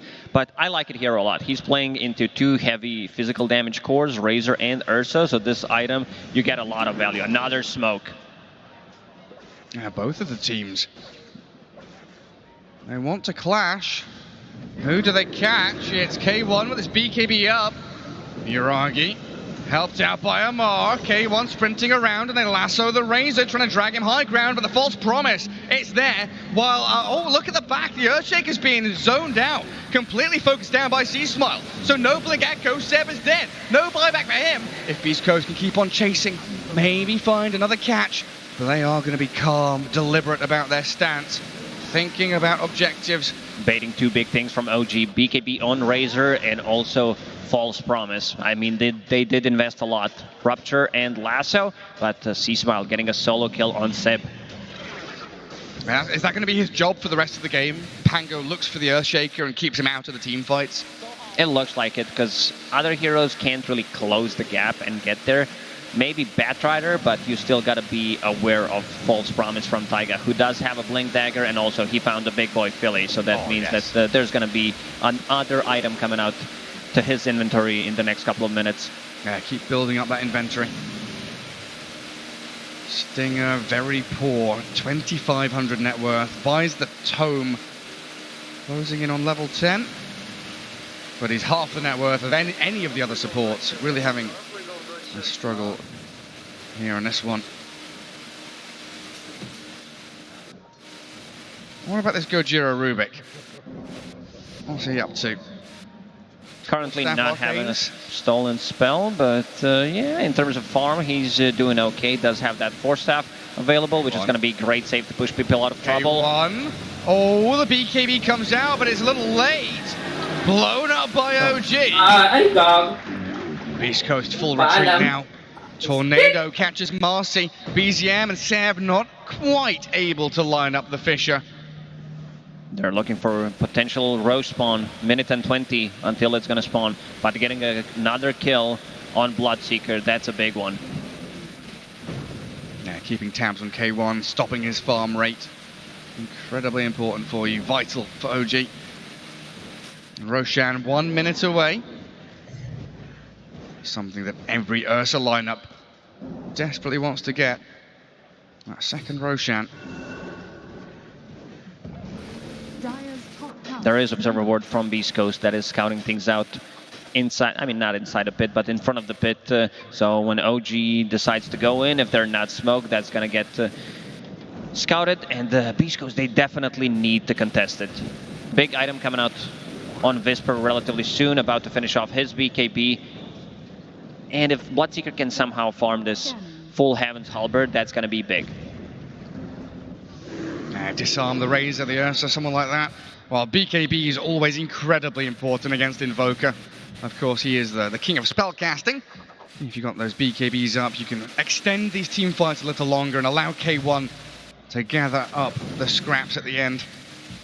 But there's that magic community for the Ursa now, as Roshan is about to respawn.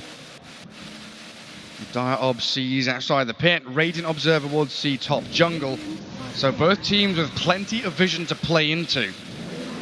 Just a matter of getting yourself into those positions with smokes to bypass the vision your opponents have. And Ursa, is he standing? He's on top of the high ground, isn't he? He's waiting on top of his observer ward. Oh, he's very nearby. If someone shows up, he's going to try and go for the kill. Looking for the jump with his Blink BKB. Nullifier next for him as well. That's going to take some time, but inside Roche pit, they go. And Beast Coast will absolutely be aware of this. They will smoke with only 2 heroes. They want to break the smoke just to make sure that someone's inside a pit, and Stinger smoke has been broken. Well, you know what's going on. Tornado misses this time. It's too late. Cold Snap comes in, and Roshan is already dead. Beast Coast don't get there in time. That was OG. nicely done by OG, and now this ward that you mentioned, Yuragi is chasing. He's trying to bait some spells. All the vision in the world. Seasmile also being targeted by the Razor Invoker, and Yuragi fissured out. X marks the spot, but Yuragi does have the Earth Shock to get over the top, while Amar ruptured up. Rolling Thunder, not going to get through the BKB of the Razor, while Yuragi kills Stinger in the back lines. Tiger trying to defend his mate. Oh, another Echo! Amar gets a double, but Seb, he's found him in the back. Take down 3 as well with this Razor. Yuragi chasing Whisper, but he gives up. The BKB of the Batrider not allowing Yuragi to keep giving chase. They split up the fight. They know that Ursa can cause a lot of issues, bait a couple of spells, because he does have that shard from Roshan, so relatively hard to kill. Didn't even pop his BKB, does have Aegis on top of that, and Beast Coast invested a lot of time trying to kill Razor, who does have a BKB. They couldn't even kill Taiga, because there was a false promise, and the BZM, like a true bro he is, uses Spirit Vessel, and this is going to be another one. That's a dieback from Stinger. Yeah, he's gone for 60. And when OG are able to split this team fight like 3 different ways, you know, we're looking back at the replay here, there are literally 3 different fights happening at the same time. Got Razor Invoker focusing the Pango, you've got Ursa chasing 1, and you've got these 2 supports sitting behind them at the same time. Roche grabbed up by OG. And immediately, you know, we saw Yuragi, like, he's up here, he's 1v2ing. The rest of the team fighting the Pango back down south. He's putting them in a spot where they kind of don't want to be. Stolen Fisher there from Stinger, Schofield, but not being able to get anything done with it. This is a big item. Invoker going for Lotus Orb. Is going to have it right now. So putting that on Razor means that Amar will have free padding in these fights, because there's not going to be Rupture on him, and also you can't use Lasso. Ooh, that Sunstrike was well placed, but Seasmile has walked back into the Forge Spirit while K1, he's focusing down Amar. In we go with the Swashbuckle, but he's dead on Seasmile's Pango. The Tornado not going to land there on the Bloodseeker. And OG, they keep it up. Warding as they go along. They know that they're not really reliant on too many long cooldown abilities. They can keep catching with Fisher. This shard keeping the stuns, locking them in, and Yuragi slays another. Long distance poking. Fisher into Tornado. Yuragi still thinking about going in. If he gets another stun, this might be a kill. Yeah, they've got Sunstrike in, but Whisper, he's on the high ground this time. Kajira coming in clutch with telekinesis to be able to save him. OG a bit limited in terms of tower damage when sieging the high ground, so they still need to take one fight, potentially get a kill, and then go for the buildings. But yeah, OG have these 4 heroes that don't have to commit at all. Like you say, they are just poking and prodding from long range. And Ursa with Enrage and Aegis, he's the one that goes and dives into the middle of the pack of Beast Coast. They don't want to focus him. He takes too long to kill. He has 2 lives. So the only choice the Beast Coast has these past few minutes is to turn and run away. Seb, BZM and Yuragi. In the triangle we go. Ursa just hit level 20, so there's going to be even more damage when he connects onto a target. He was thinking about getting a Nullifier, but decided to go for the Basher, which is being delivered as we speak. Oh, C-Smile, he's got the Thunder out. Getting on top of Tiger, rupturing him as well. A lot of focus on this Oracle to get rid of the save, and he's got his ulti off! No way! I now OG free reign to turn around and play into Beast Coast. They'll take down one, swiping away at another. Yuragi with a double kill. They decided to go for Taiga, but in the end, he manages to survive. Buhay That si Taiga Ghost na. Scepter gets the ulti off in the Galing last second. A lot of commitment. There's still Oh, last Kwame roll available Fitness! on Visper.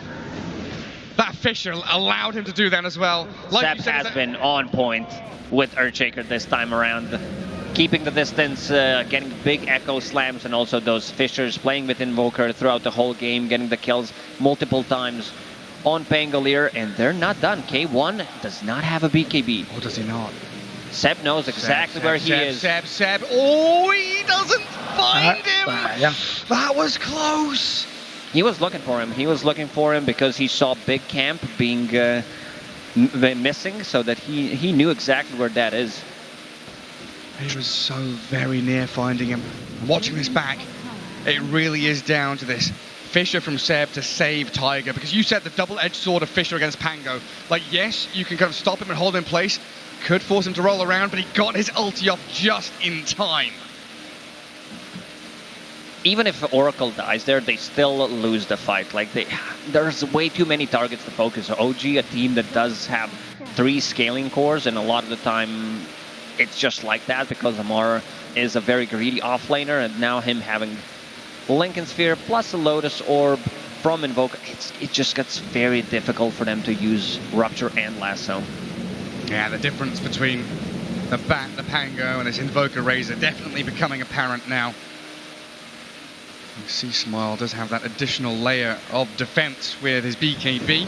Not something we often see, as Gojira is blown up, and Yuragi, K1, all this kill could be quick. They get the False Promise very fast onto the Razor, onto the Ursa as Razor gets disposed back in towards K1, but he's dead under his tier 3.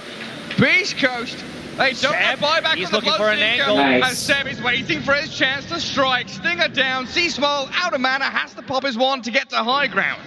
So that's a buyback there from Gojira. They need to heavily invest, managing to get 2 kills. Still, OG respecting going for the high ground because of these displacement abilities that Beast Coast has. Yeah, the ability to play so aggressively as OG. Keep their vision up in that mid lane in this triangle so they can just set up base camp here. And Seb, yeah, still has Echo Slam ready to play around with. Blink and Force Staff are some great gap closing tools. 20 seconds for K1 to respawn, but... And also Seb protecting that ward, not allowing Beast Coast to get nowhere near it and potentially devord it. Meatballs drop down on that wave. Trying to clear out the tier 2. As Tiger TP's back into mid.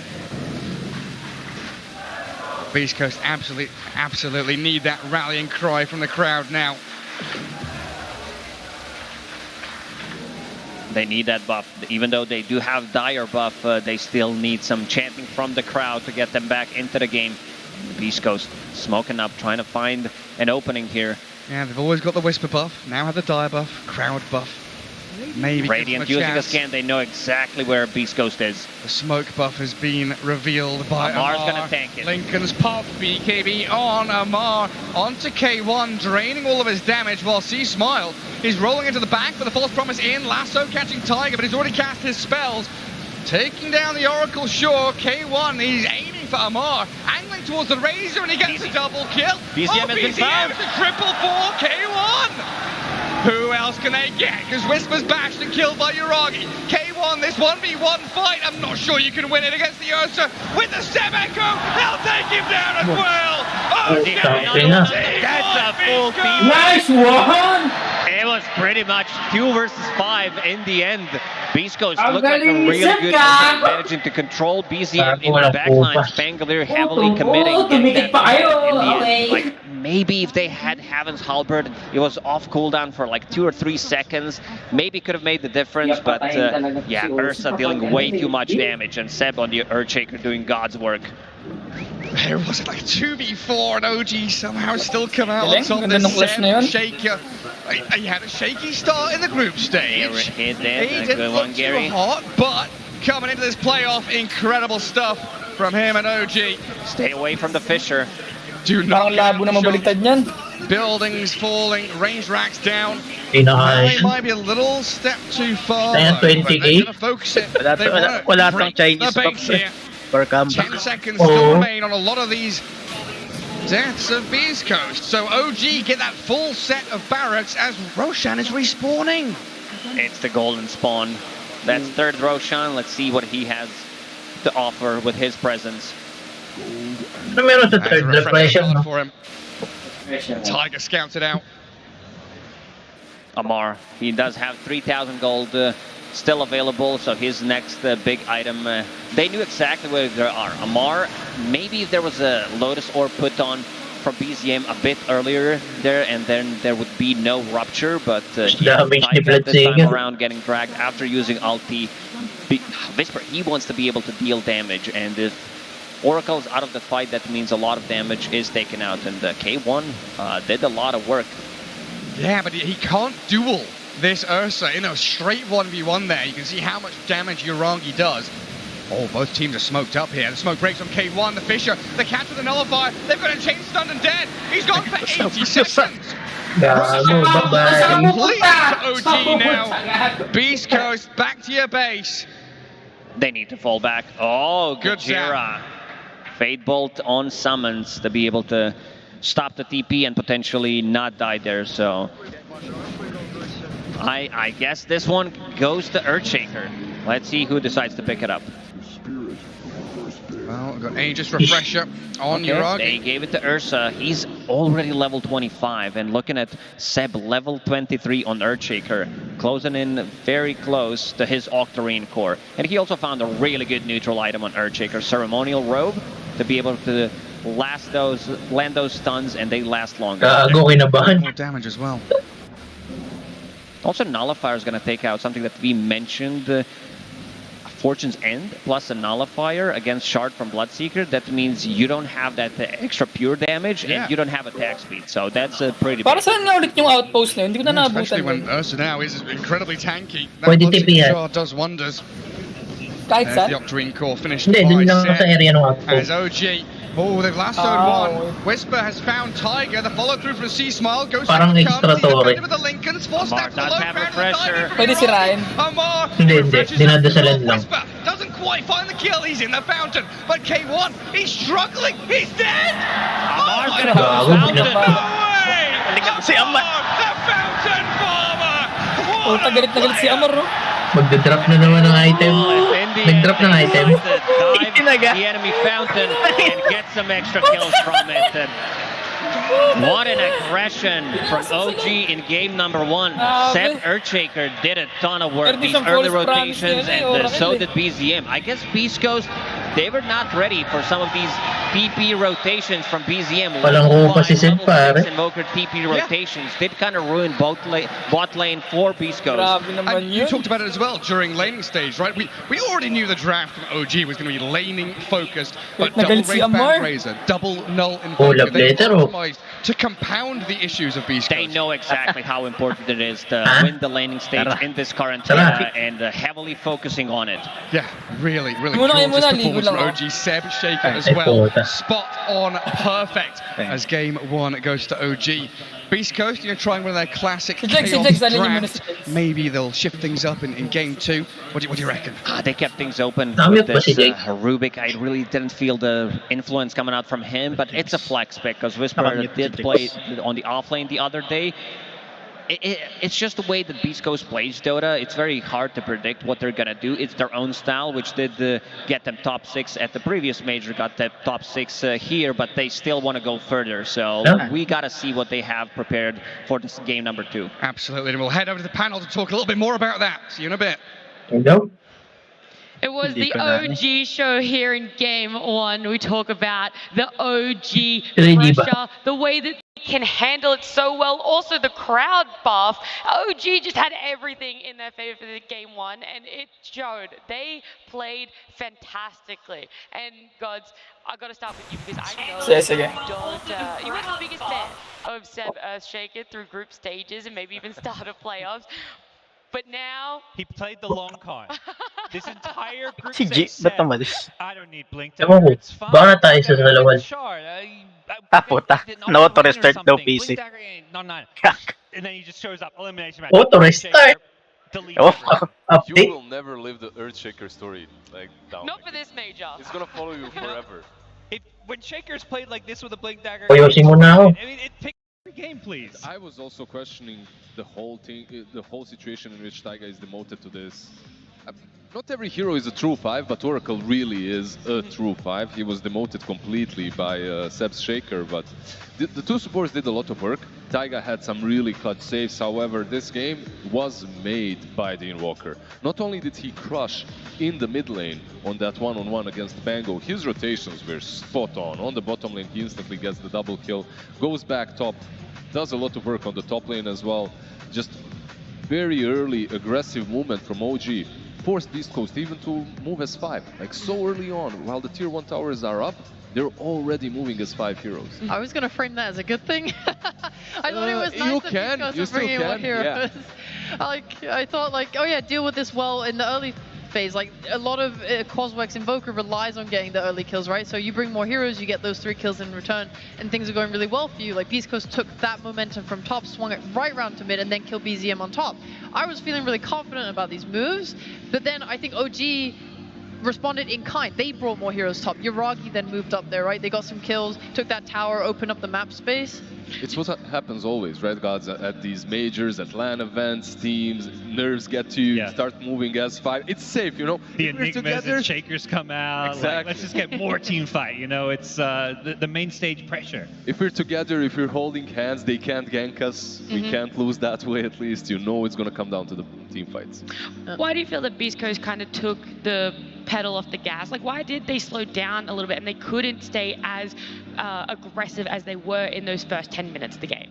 Oh, I actually thought that fight mid, you know, with the big Echo Slam on Seb, I thought that was like a pivotal moment for the whole game. Not just because they died on Beast Coast, right, but because of the tower control. So both lineups don't really have great pushing ability.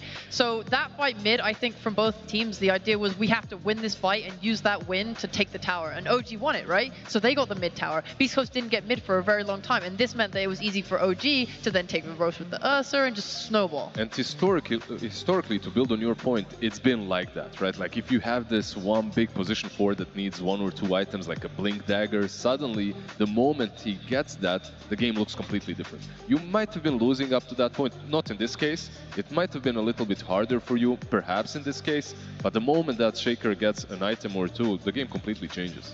Could there have been a swing in this game if Beast Coast had had a different focus in team fights, if they had more of the initiation, or it was just these timings, these power spikes that OG was hitting so much faster that Beast Coast couldn't match? I think it was just really tough for them in team fights later on because of how poor of a game Chris Luck had. Like his mid lane went poorly. It's a tough matchup. He kept getting like cold snap with Ern. Couldn't get his ultis off. Had to go for this BKB. So he's itemizing in a way where he's not able to dish out a huge amount of damage. A lot of his rolling thunders were being kited and not effective. I just feel like they weren't able to really set him up for success and enable him. I did just get in my ear that Slacks is out there right now somewhere with some fans. So let's have a check-in with him. Howdy, howdy, thank you so much, Nancy. How we doing today, Texas? Woo! Oh man, do I miss those quiet, reserved EU crowds. Anyway, we're having a great time here in America. So good to have you. I've found some interesting characters in the crowd. Hello, we have a team here of pub stars who all came in their own shirts. That's more prepared than most pro teams. How you doing? Doing great, doing great. So tell me about the Feeding Fathers. We Dive Towers. How's the squad? What's the MMR? What's our MMR? Oh, okay, he doesn't want, I'm sorry. Around Archon, you know. God. Yeah, so nice meeting you. Who's the captain? I'll take it for now, yeah. Your captain's not here, okay. Who's the worst person on the team?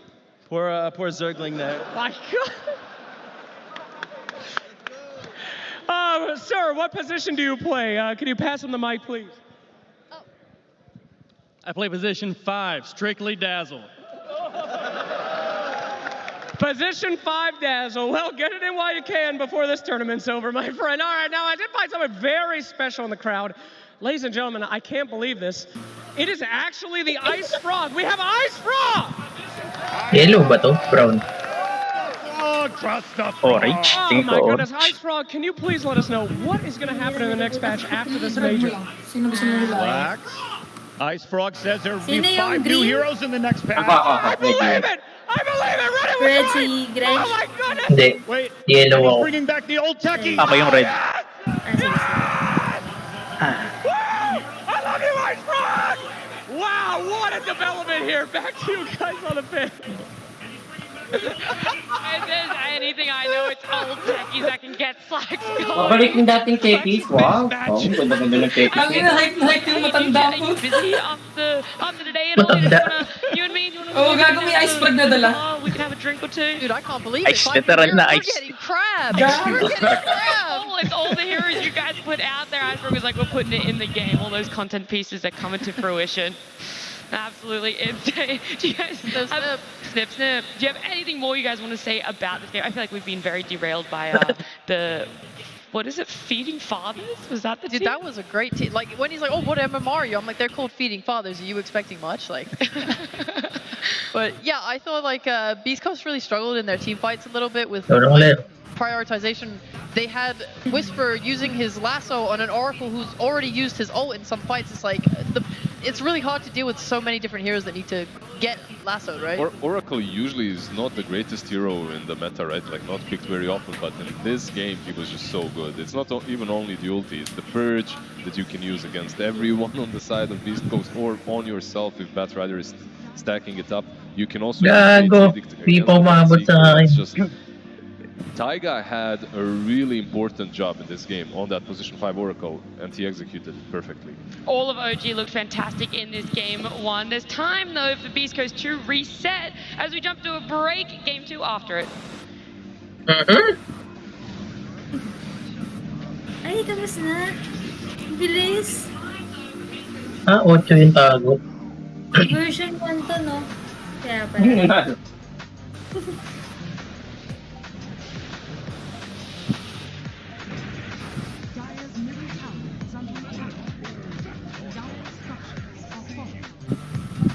Wala namatay dun ah.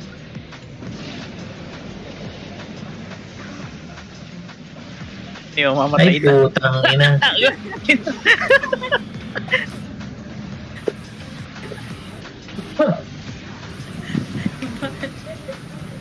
Nabanggit lang.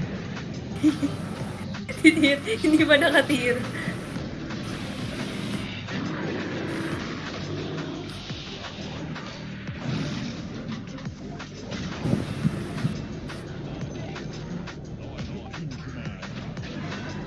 Ay, puta.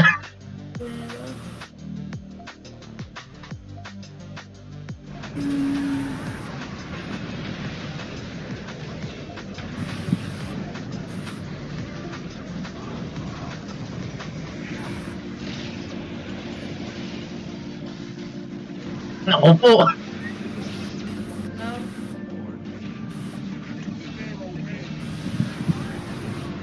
Gamitin niya na, syempre. Ang damay pa eh, no?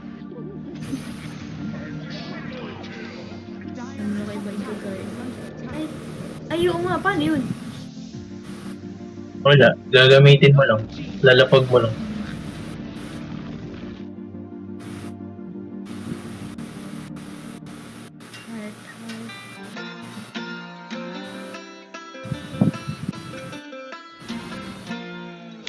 Amar, the friendly. So good to have you here, my friend. We're gonna play some interview poker, my friend. Yes, let's go. All right, this is how it works. I'm gonna put down 3 on the flop here. There you are. And I'm gonna give you 2 crossbones. Now, you could either answer 3 generic, boring questions that you've probably been asked 100 times. I'm gonna take my time. It's gonna be long and painful. Or you can answer 2 incredibly hard questions, and you can get out of here much faster. What would you like to choose? Your 3 in the middle are, what hero would you like to see nerfed? Which player do you admire at the tournament? And who's your favorite caster? How cute and boring. Or we can skip this garbage and do 2 hard ones. 2 hard. Okay, 2 hard ones. Tago na naman yung If you choose 8. the 2 hard ones and they're too hard and you wuss out, you get another question and you can do these. Are you ready? Yes. Question number 1, hard one. What was the biggest fight you had with one of your teammates in real life? With one of my teammates. Yeah, that's right. Mm-hmm. Now, you don't have to answer. You could answer these garbage ones. You could fold. Wait, you mean teammate in Dota or in real life? One of your teammates on your team on OG. Do you ever argue with them? You ever get into a fight? Fight, yes. What happened? I think I fought many times with them.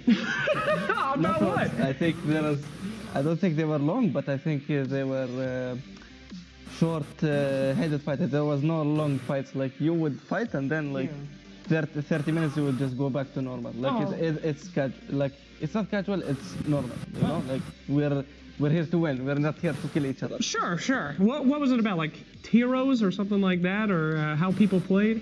It was about, I mean, some moments, like, I mean, it's kind of when you lose a game. No, yeah. Even now, like, this second game of Viper, I was getting, like, somewhat flamed during the game. Sure. It's like, can you go in? Can you go in? And it's like, shit, time to go. Okay. Okay, great. No fist fight? You never punch Seb in his face? No fist fight. Okay, good to know. All right, well, you handled that one pretty well. Your second hard question. Who is the worst player on your team? And you can't say yourself. Who is the worst player on my team? No. You can't cheat. Can't say yourself. Hard question. My coach. Your coach? That doesn't count. It has to be a player. But he was a player. Okay, all right. I played with him before. And he is the worst player. Oh. And I will play with him again. Oh. In ESL 1 Malaysia. Oh, okay. So, nightmares are back. All right, well, I hope you make it through. You did both the hard questions. I promise you it wouldn't be long, so you succeeded. Thank you very much, sir. Excellent interview.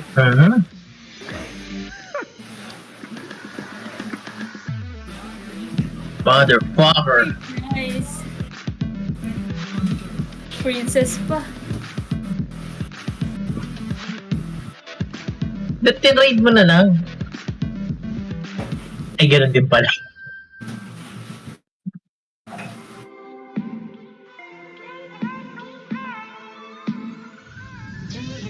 Oh, putang ina talaga. Tira naman.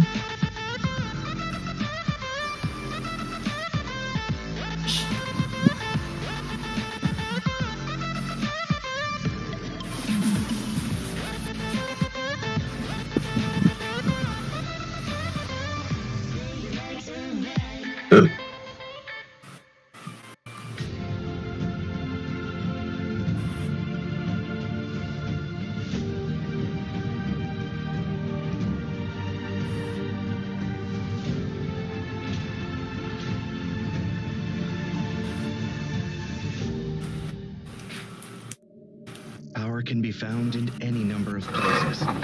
Scientists will tell you that it comes in newtons. Gamers will say that it can be found in silky skills. We will say that the power lies in real drills. In the play with perfect ping. In the runes and crystals. In every frag and gank. In your personal winnings. Lock and load for PGL Arlington.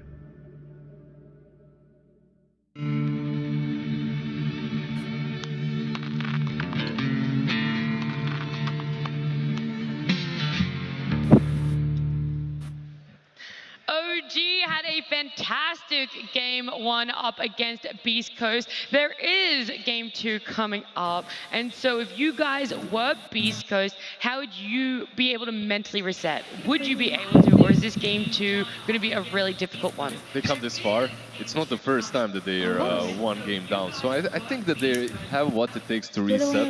Yeah, if it's me, there's no chance. There's some 17-year-old kid diving my fountain. I'm just broken. I'm in a corner crying myself to sleep, you know? You know how many times you're in those LAN cafes, you're playing the game, someone is shouting straight into your face. Like, these 17-year-olds, they got nothing on that. Yeah. Beast Coast are apparently a team that like ride the highest emotions, like the lowest lows, the highest highs. They can't get like swept away in those emotions. And looking at past games here, they've bounced back from game 1 losses, so they seem to be doing pretty okay. I wouldn't put them like out of the race right now, but I mean, every lower bracket game they've had, 2 that they have had so far, have been them losing game 1 and then coming back, winning game 2 and 3. Does that add a little bit of stability to your mental, even though you were getting fountain dived? I think it's what you try and remind yourself, but to me, this loss does feel different. It's against OG, and OG, they're the best team in Dota when it comes to the mental game, like the tips, the sprays, the fountain diving. Yeah. This kind of stuff gets in your head a little bit, and it sits with you. Like, that's a very demoralizing defeat. I think it's very different to like the game 1 against Outsiders, where they can maybe point at some holes in the draft, some things that went wrong. This one, they're not gonna. The thing they're gonna remember is Amar tipping them at the end as he triple kills them in the fountain, and they GG out. Like, that's tough to come back from. At the same time, you can feed off of that. There are some players that definitely can feed from all that bad energy, from all the tipping. Seeking revenge. Exactly, it's the revenge arc here for Beast Coast in game 2. that game was like weirdly sloppy though, don't you think, between both teams? Like, we've seen some real disciplined Dota in some games, but we had OG diving tier 2s, we had Beast Coast diving in return. Like, there was a lot of like, maybe it was the amount of fighting. Do you think both teams were like getting carried away with it a bit? Playoff stage, elimination match, you bet. Like, this is them getting carried away a little bit way too much early on, at least. But it's what, like, we were discussing it. It's how OG likes to play. It's also how Beast Coast loves to play. Do you think OG are going to get a little bit carried away having the confidence from game 1? Could they become a little overzealous, a little overcommitted to some like team fights and how they play? They can. It depends on how I think Beast Coast react. Like, I would like to see Beast Coast maybe slow things down a bit. I think OG, they almost baited Beast Coast into playing this like, let's keep fighting kind of thing. Yeah, OG overextended once or twice, but they know if Beast Coast gets pulled into that kind of game, I think Beast Coast is just more prone to making mistakes. Beast Coast are going to shine, I think, if the game maybe slows down a little. Yeah, also like, Whisper, he was like low Seb. Like, that can't be happening. You need to kind of slow the pace down when you feel like things are getting out of your control and try like that split pushing and stuff. Especially when you think about the way this game started. Whisper actually had a pretty damn good start. He was top net worth early on. Yeah, the best player on their side. When it comes to the network, when it comes to the amount of damage, he was able to inflict on that top lane together with the Rubik. They were killing the Oracle multiple times, then rotating top lane as well, helping out everyone else. It's probably the reason why Pango even got back into the game with that triple kill on top lane. Do you think the Razor is cause for concern? Should be first phase banned? It doesn't have to be. It's like, it's very much pick your poison. You know what you're gonna get a lot of the time when OG first face some of these heroes, the Razor, the Viper. I think the tough thing for Beast Coast is di makintab yung ulo ng kalbo yun, ng mga a lot of talagang teams do catcher. against OG is you ban 2 of those 3 Amar heroes and pick the other when you have first pick, but you know, they took a different approach. I just don't really feel like we've seen Razor address the best, but I don't think Razor was the reason they lost that game personally. The tough thing for me is this was pre-planned for Beast Coast. They had first pick, they went for that Marcy, they left the Shaker and the Razor in the pool. Yeah. If we could predict it, they could 100%. So their plan was Marcy bat against that, and it failed. After it fails, I'm not sure that you go for the same strat once again. If you do have first pick, once again, I think you'll have to adjust the bans. Beast Coast have second pick this time around, so the bans will probably be adjusted. Why do you say no? Well, they have to ban the Chen. They lose a ban. That's true. You can't let, because OG would definitely first pick Chen if it gets through. The Chen was banned out in the first game, right? It was. Like this sucks. You're playing against OG. You have to ban Chen now. You have to ban the Razor or the Viper or the Timber or all these things. You pick. You have to do something. They had a preparation last game. It didn't work like you said. I think I did really like the Batrider. It won its lane. It did good. Maybe the second phase was where more of their problems lied. So if they wanted to run back that sort of draft. On a flip side, Okay. Batrider has been banned by OG. First stage, first ban. Oh wow. So it does enable Beast Coast perhaps with a little bit of a breathing room when it comes to the picks. So I think Timber is like the one teams seem to respect the most. They do have Whisper on their team. He is one of the greatest Timber Souls in the world. It would be nice thinking that if you have a player like that, you're able to kind of suss out drafts that would be good against it, but... Would you first phase it? Would first phase the hero? Well, I mean, OG do. As soon as they get it, they will first pick the Timber without care in the world. The other option that I feel like no one's done yet against OG is just leave all Mars heroes. Like, he's only going to play one of them. So But he takes the Timber. He always takes the Timber. Yeah, I mean, maybe just. I mean, you mentioned like game one, they had a counter strat in mind for the Shaker Razor. Like, if they have some answer they believe is going to be good against Timber, get an extra ban on someone like Seb. Ban the Shaker, or ban something else that you know that they really like to play in like the support role. The Chen Shaker instantly banned out. I mean, it would be a different approach, right? Like we have seen OG. Timber through. The way OG adapted to PSG LGD was basically banning out all Wise heroes, right? Like all 5 support heroes. So perhaps Beast Coast can learn something against that and use it against OG. But yeah, Timber. Left in the pool. I'm trying to think about what like a response would be from Beast Coast if they did take it, because it takes away your Hector Wraith King. It makes your like spirits that you might want to put on Schofield a little bit harder to run. They would want like more magic burst. Maybe they respond with the Snapfire opening. And it breaks you mentally, right? Like you're playing versus this Timber, you know how strong he's been. Do you really want to let that through? Well, they did. Perhaps they have the best solution to it. So far, we have a solid solution to the Timber. Yeah. It also takes away like Tiny. There it is. There he is. I was gonna say OG's gonna be feeling good about it, but the OG fans have to be feeling even better about Amar getting the Timber there. Yeah. There was the meme, right? The teams would respond with a Grimstroke and then Amar would just buy a Manta style. I think he is so comfortable on this hero, he knows how to play into every matchup. It's the same as Stormstormer, right? He's playing his Batrider into anything, he doesn't care. You have the same thing here. Very, very high comfort. Do we see anything else comfort-wise for Beast Coast that they could duel Ay, with? sabi. They just open up with a simple changes right here. Nice. Those lanes, making sure that the laning stage, no matter what your carry is, should be decent, even against the Timber. It feels like if you lose the lane versus Timber, the game just is over. If you're against like one of these, S-tier Timber players, which Amar is, so. There's a potential maybe for a Schofield Nyx. I think it's kind of worrying because you have to either pick a core here that you think you know is good versus Timber before the better ones get like banned out, or you take 2 supports and you hide your strategy, right? Because you're playing with second pick. Beast Coast doesn't have a lot of Razor games under the belt, right? That's true, yeah. So they get the Encha and the Razor and they leave this answer for Timber in the second stage. Now OG, they have all the time that's necessary in the world to actually protect the Timber with 3 upcoming bans. Maybe if they can play this Encha more greedily, going like, is it like Witchblade or Dragon Lances or something or another? I would love to see it. Right, yeah, because the pure damage from the Impetus is good against Timber. It is like an 80. That is a counter here. Marcy, it's Timber Marcy opening. It's a very strong opening. Yeah, I mean, Tag is really comfortable on her. I feel like it's his most played hero this major. Yeah, for OG, I'm really not surprised at Marcy's pick. Do you think that any other team, if they had this Timber and Tiny still in the pool, they would go for the Tiny instead? Definitely a lot of teams would prefer Tiny, but OG just, Tiger loves his Marcy. Because it's the same kind of idea. Okay nang ina talagang mga cards to. Napapunyeta. You have to babysit all the time. And what hero is better than Tiny when it comes to these rotations towards the mid lane. Perhaps Marcy. I mean, I like Marcy more. I just think like her way into the mid lane against the hero is much easier than Tiny's. But they're both really good. They're both good at different things, while being similar still. But That being said, OG are the ones that ban out the Tiny, so they do not want to let that Razor plus Tiny offlane combination go through. What is a good Razor offlane combo? There's still the Shaker in the pool. Any sort of a melee brawler usually does extremely well with the Razor.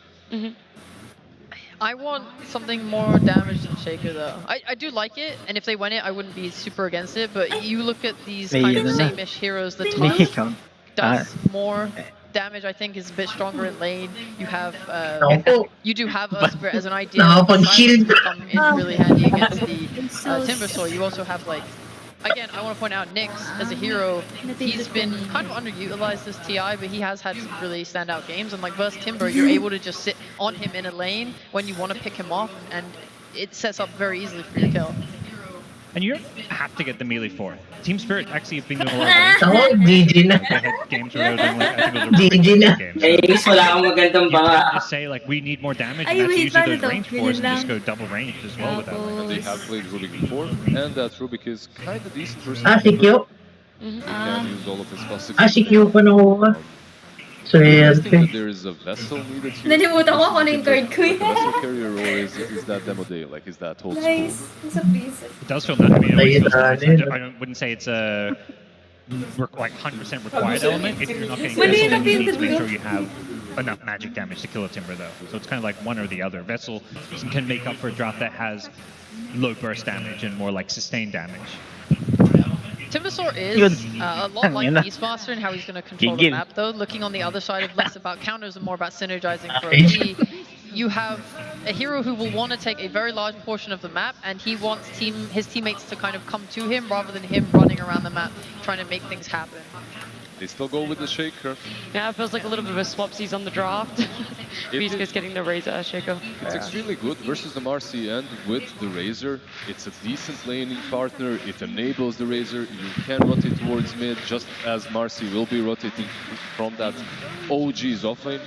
It's risky though, right? Like we've seen Earthshakers in the past who try way too hard to make moves on mid. They use a lot of smokes and they get under level.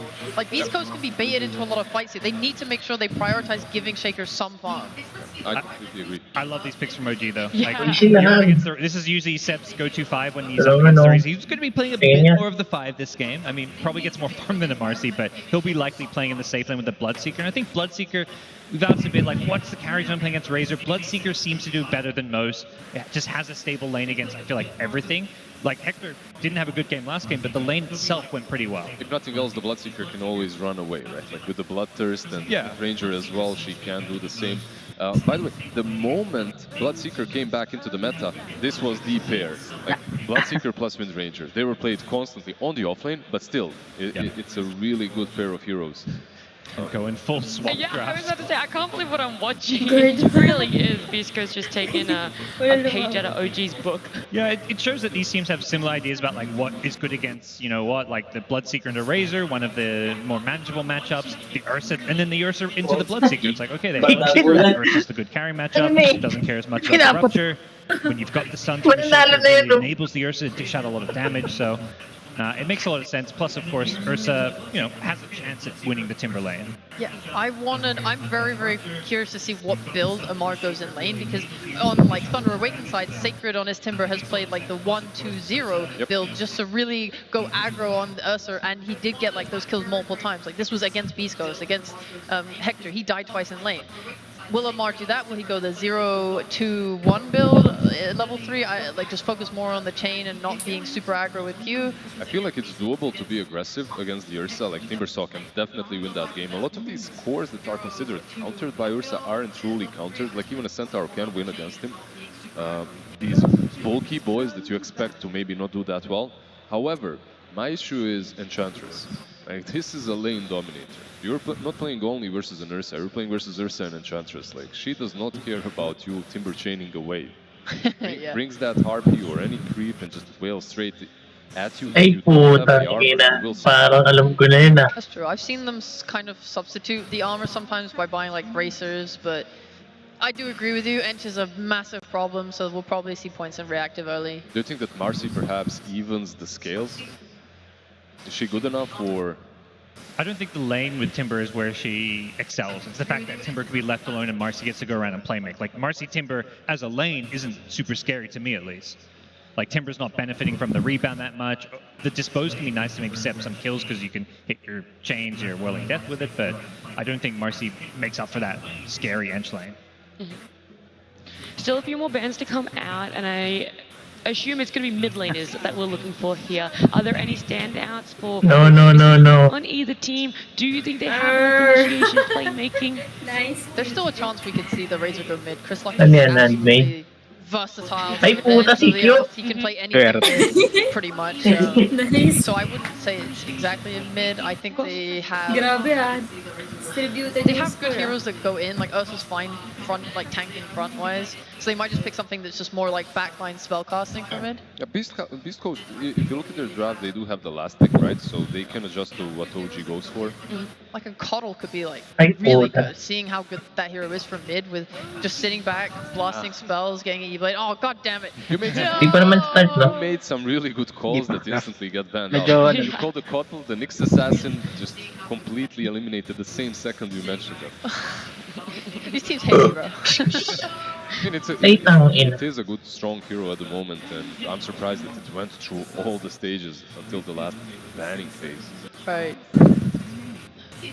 OG now. They have Timber, who's down to just go in front for them. They have Rupture. They have like BKB piercing control. They have damage. Their team fight control maybe not so good, but I feel like teams haven't been prioritizing that this much this tournament. They'll prefer Wow, to new more damage or meta. something. What happened to some good old Zeus? There's not a ton of cat. Yeah. New meta. Storm is the other option they played a decent amount, but there's the Zeus. Yeah, I like it a Autumn. lot. Less team fight, more damage. That's definitely a theme in these drafts. I feel like why Zeus good here is because of all the bans. Like you have Jesus the Voice fucking Commander, the Christ. Storm, the Puck. There just isn't a hero that gets on top of him easily and eliminates him from the game.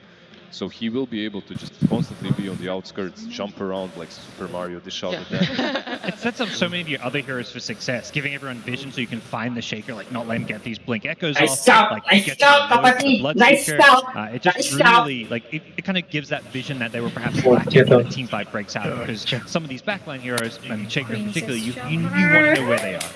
What about Oh, the hey. matchup? What could Beast Coast pick that will do No, well no. against Zeus in lane and potentially give them an advantage? Well, I'm looking at like two ideas. We have that jump idea, Void Spirit Band, but a hero like that, Eat right? Or Zeus. they can, again, just go for more damage. Maybe you see another Chris Luck Lino where he just buys a BKB and stands his ground when he gets ruptured, right? Is TA an option? Like another hero that actually does well against him later on, the silence from the traps giving you vision. It could pair really nicely with Ursa's timings, like... It's just kinda greedy, right? Like you get the Razor, Ursa, TA. I just, doesn't feel that's the great. thing though, it feels like none of these teams really care about that anymore. They're like, three greedy heroes, it's fine, we'll just play to like, respond to ganks. We'll play a bit more passive. Yeah, That's siguro really na in ito. line with Beast Coast. Hindi gago. Yung mga ano style, yan. but... You do have one Oh, hero Cholo. that stun, Oo, and that's his Cholo only yan. spell, so... Okay, Brewmaster. Oh. Maybe it's Razor mid with Baroque. Throw There's it some in the flexibility spice. there. This is, I mean, they're basically trying to one-up OG, saying, okay, you don't want to get team fight? Well, we Eh, will. may tattoo pa sa mukha eh. Crush those team fights. Alright, yeah, it's gonna be that brew off Razor mid. Now we know Ito the yung mga ano lane. eh, Where are you nananaksak guys sa sitting decomp with shop. this? OG looks so Pag good. nata. Honestly, I think the Zeus Oh, pick, shut up, the boy. Lizard Call is just so damn good this game, combined with the fact they've got Amars Timber, who has just been wrecking every single game during the DPC leagues. Even when teams think they have an answer for it, I feel like OG just have too much comfort picks. I don't know, I'll go with Beast Coast. There's just too many fans here. I'm worried. I need to get off the stage. I think there's a lot of hype going towards Beast Coast. And Brewmaster was a pretty decent pick. Oh, the classes, they just want us to throw the classes already, but I'm gonna give you time to talk sheep. Thank you. Well, when I left earlier, the OG fans, they just ripped my Beast Coast jersey off of me. They really just like gave me a bean. So, sorry, don't hurt me anymore, OG. You got it in the bag, no problem. We got both of you guys pandering to the Session crowd. din yan. We'll see how Yeah, much ma. pandering Gareth and Lacoste are gonna do when we jump into game 2. I mean, how do we start this? You know, let's go Beast Coast, maybe? With a bit of a chant from the crowd, because OG do look so damn dominant. They might need it. Looking at what OG has in this game, they also did a little bit of a switcheroo with the drafts, couple of heroes that I like the stubbornnness, you know. I will show you how to play these heroes. We'll show you how to win with those heroes. Seb on his Wind Ranger, on a hero that he kind of reinvented during the Stockholm Major. Didn't see it too much during this Arlington Major, but yeah, Zeus plus Bloodseeker, this has been an amazing combo throughout the Dota history. And we've seen what Zeus can do. Once he hits that level 6, you start to play very aggressive on the side lanes. This needs to be calculated, and Seb picking up some early tips. Yeah, Amar was farming Fountain early, now Seb farming all the tips up. Everybody's giving them to Seb, even Tiger. Yeah, you're right, these little switcheroos, 3 elements on Beast Coast Draft they've kind of taken from OG's Game 1 victory. Lots of laning prowess with Ursa, Razor, and then the team fight of that Earthshaker Brew, while OG, going back to the classic, gave them victories at the Stockholm Major with a Seb Wind Ranger. We'll see what he can do this time around, as he's got 1 Mantle of Intelligence. 30 seconds to battle. OG's signature item at this point. You play against OG, you don't ban Timbersaw because you think you can beat it, right? We've seen that movie so many times before. Amar will be playing in a matchup that is not good for him. If it was Ursa plus something else other than the Enchantress, I would still say that Timbersaw can win it. Like we've seen Timbersaw one hitting level 6 before Ursa, still getting a kill. You can creep skip. Oh, this is a good Fisher. Rebound was already used, but they're not going to go for it. Stinger having no point in the enchant, going for a Nature's Attendance instead. So that means that they will not be able to chase. Yeah, and it looked like Gojira there taking quite a bit of damage from those Zeus Lightnings. Will have to wander his way back up to top lane. Seb with the Thunder Awaken line, bringing out that South American flair. But you're right, Amar, he had a wry smile when he saw that Enchantress picked. He was like, here we go. They're going to try and start countering my lane. Then the Ursa came. I think this man has played against every potential counter to Timbersaw. Because this is the hero that they do first phase, and a lot of the teams do think they can let it through. Oh, Timber Chain Whoa. misses. Yeah, interesting. He was trying to go for a last hit secure there and a bit of harassment onto K1, but buying some time. So they are putting pressure on him, getting the right clicks, while Taiga is dragging the creep wave, blocking the big camp, and gonna drag it to behind tier 1 and tier 2 tower. Yeah, sniping the courier as well. Going well so far for Beast Coast down in this bottom lane, while into mid, 4 and 2 for the Razor. Zeus always going to be able to secure last hits with his lightning, but he's also got 3 denies. Over the years, Zeus has had quite a lot of buffs to his attack damage, his attack rate. Zeus had like 40 damage. It was impossible to last hit if you're not using Arc Lightning, and he does have Heavenly Jump to be able to jump away from Razor's Static Link. Yeah, not too difficult a lane for him.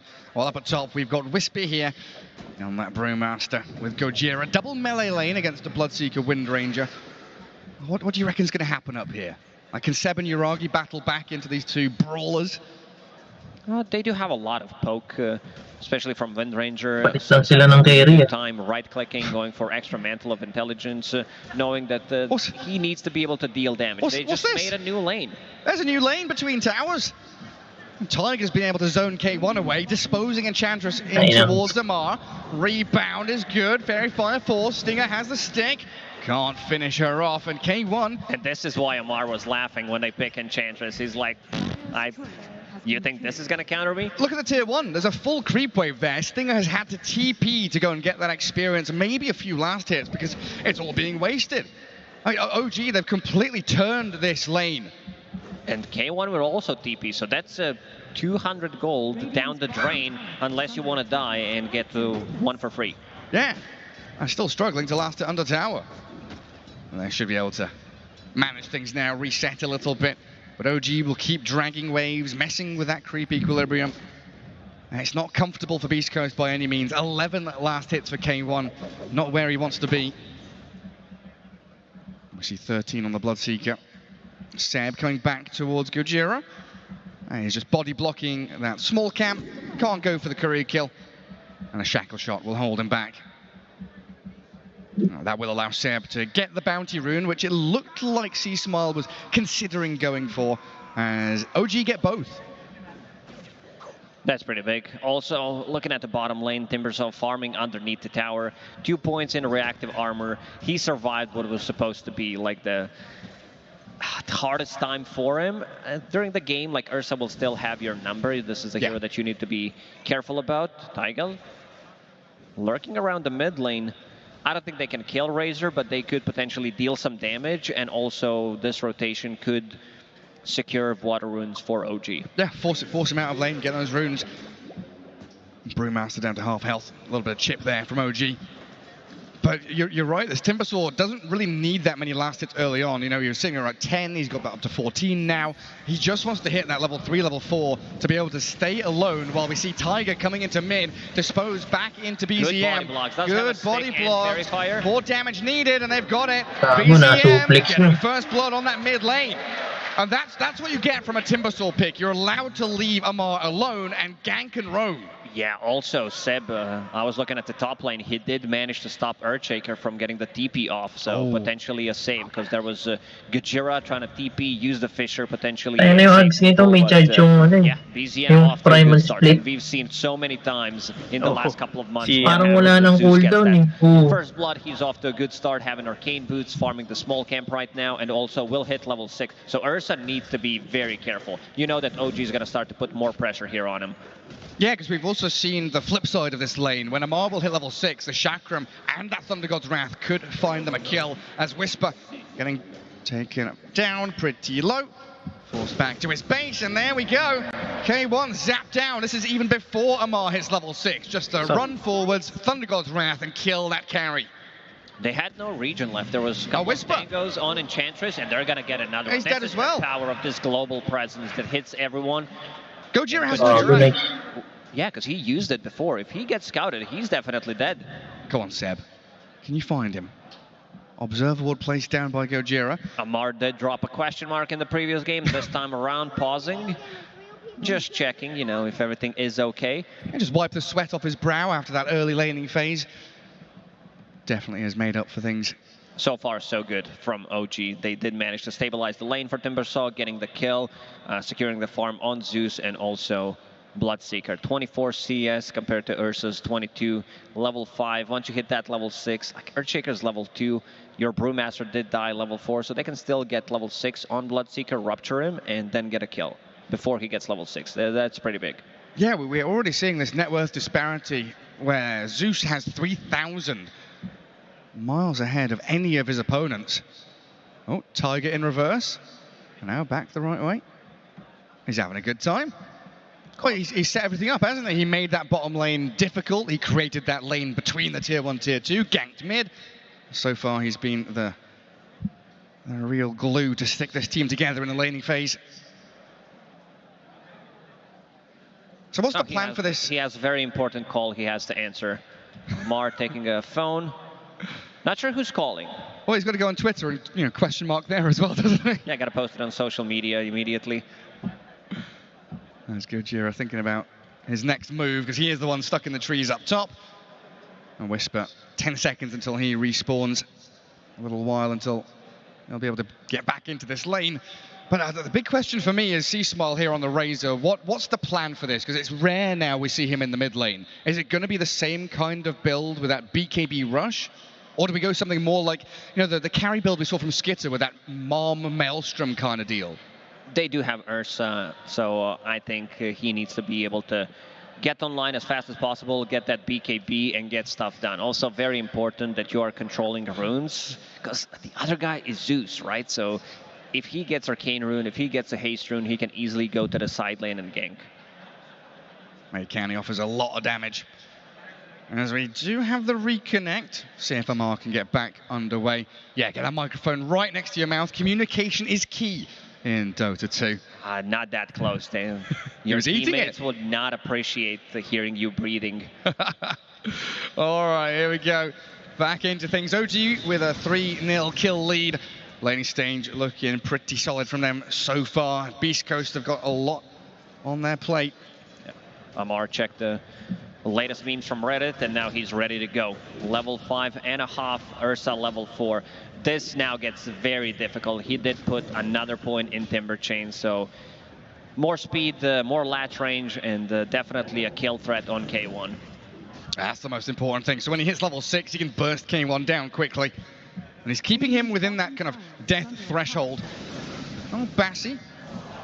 Recipe grabbed up. C-Smile. A bit of a bonk there. Not getting the rebound. Gojira is still in trouble. There is a shackle, not going to connect, but he's definitely going to die. Maybe denied to Roshan. BZM says nah, absolutely not. Picks off that Earthshaker, but they kept C-Smile alive. And this is big. C-Smile picking up the haste rune, so he can rotate to the side lane and potentially get a kill. I don't think they can kill Timbersaw, because that's a bit of a difficult task, but maybe if there's some kind of a rotation to the top lane, Bloodseeker could die. Bloodseeker about to hit level 6. There is Rupture. Where's Seb? He's coming in. Yeah, Seb's in from the back. TP rotation that I mentioned. C-Smile aiming Yuragi, but no stuns. Can they kill him? Yuragi just TP's home. Nothing Beautiful to shackle. stop him. And Seb there, perfect placement to come in from behind, find the shackle shot. And C-Smile unable to get anything done with that haste, because it also was scouted out. There was a dire ward near bottom rune that saw them get the haste, saw him moving, and they guessed the TP was coming. You can see how well OG is communicating, not because of that microphone adjustment from Amar, but yeah, starting to play aggressive on Ursa when Zeus is about to hit level 6, Rupture. You know that Yuragi called for that. He's like, I need 2 CS, I need someone to stop the potential TP out, and the shackle shot was there available from Windranger. And K1 now showing his face in the mid lane. Still level 5 on the Ursa, 7.5 minutes in. Difficult times for Beast Coast. Another Zeus ulti is available. And Tiger getting away from the Razor, but they're all pinging him out. Can they dispose him back, drag him around? The power shot comes in. Tiger rebounds in, and now we'll find C-Smile. Chase him down with his Zeus damage. Well, K1 and Whisper, they are arriving from the back end. The disposal there, stuns up K1. Tiger getting bullied by the shackle shot. Seb. He's dead. He is in a lot of trouble here. They'll kill the Zeus. That's the big one for Beast Coast. Fisher landing onto Tiger, but the follow-through is lacking. These heroes are so hard to catch. You have Zeus. Every single hero besides Bloodseeker has some kind of a movement ability. He's got Thirst. Sure, but the active one. Yeah. Timber Chain, Heavenly Jump, Wind Run, and also Rebound that can help out your teammates as well.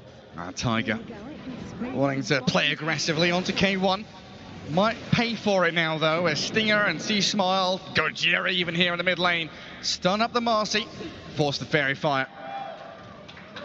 But what's next? They're going to kill on a support. Can they push tower? It's just back to farming, isn't it? It really is. And look at, speaking of farming, Amar, he loves to hit the creeps on the bottom lane, did manage to take down the tower. And he's also a hero that can protect the tower, because he's not afraid of Brewmaster. The only hero that can kill him is going to be Ursa, and I'm not sure if K1 wants to heavily commit with the team and try to secure a tier 1 tower on the top lane. Sorry, can we just go back to the Timbersaw there with his item? Because most people have TP Divine Scroll in their sticky buy. He More has a Divine Satanic in his sticky buy. Man, what a guy. Whisper up top, the Brewmaster dead, Yuragi and Tiger pairing up to find the kill. And Yuragi, phase boots. Heading into that Maelstrom, should have the Javelin coming out on Courier. Already scaling incredibly quickly. And Amar farming enemy jungle, so they're taking away these slices of pie that Beast Coast need. Not only are they grabbing their own farm safe, but playing aggressively to remove any advancement the Beast Coast maybe could find. Seb, the Tiger, high ground obstacle, CC Smile, and they're bringing the BZM Zeus here as well. Looks like Stinger will spot them out though. Try and bodyguard the Razor here. C-Smile back in. Stinger about to die, but the Nature's Attendants keeping him topped up while Amar goes straight onto the Razor and the power shot Chakram. Thunder God's Wrath, kill off too, just like that. OG, again, a lineup that is really good from the distance. They don't need to heavily commit to get those killed. Yuragi pinging out Gojira. Yeah, he's in vis. He needs someone to stop the TP. Doesn't have a wind run, doesn't even need it. We'll snipe him from far away. Gets the power shot. And they also forced the split down bottom. If the only death here is Tiger, OG going to be I don't think they're going to even get this. If you get the magic one, ooh, gets stunned.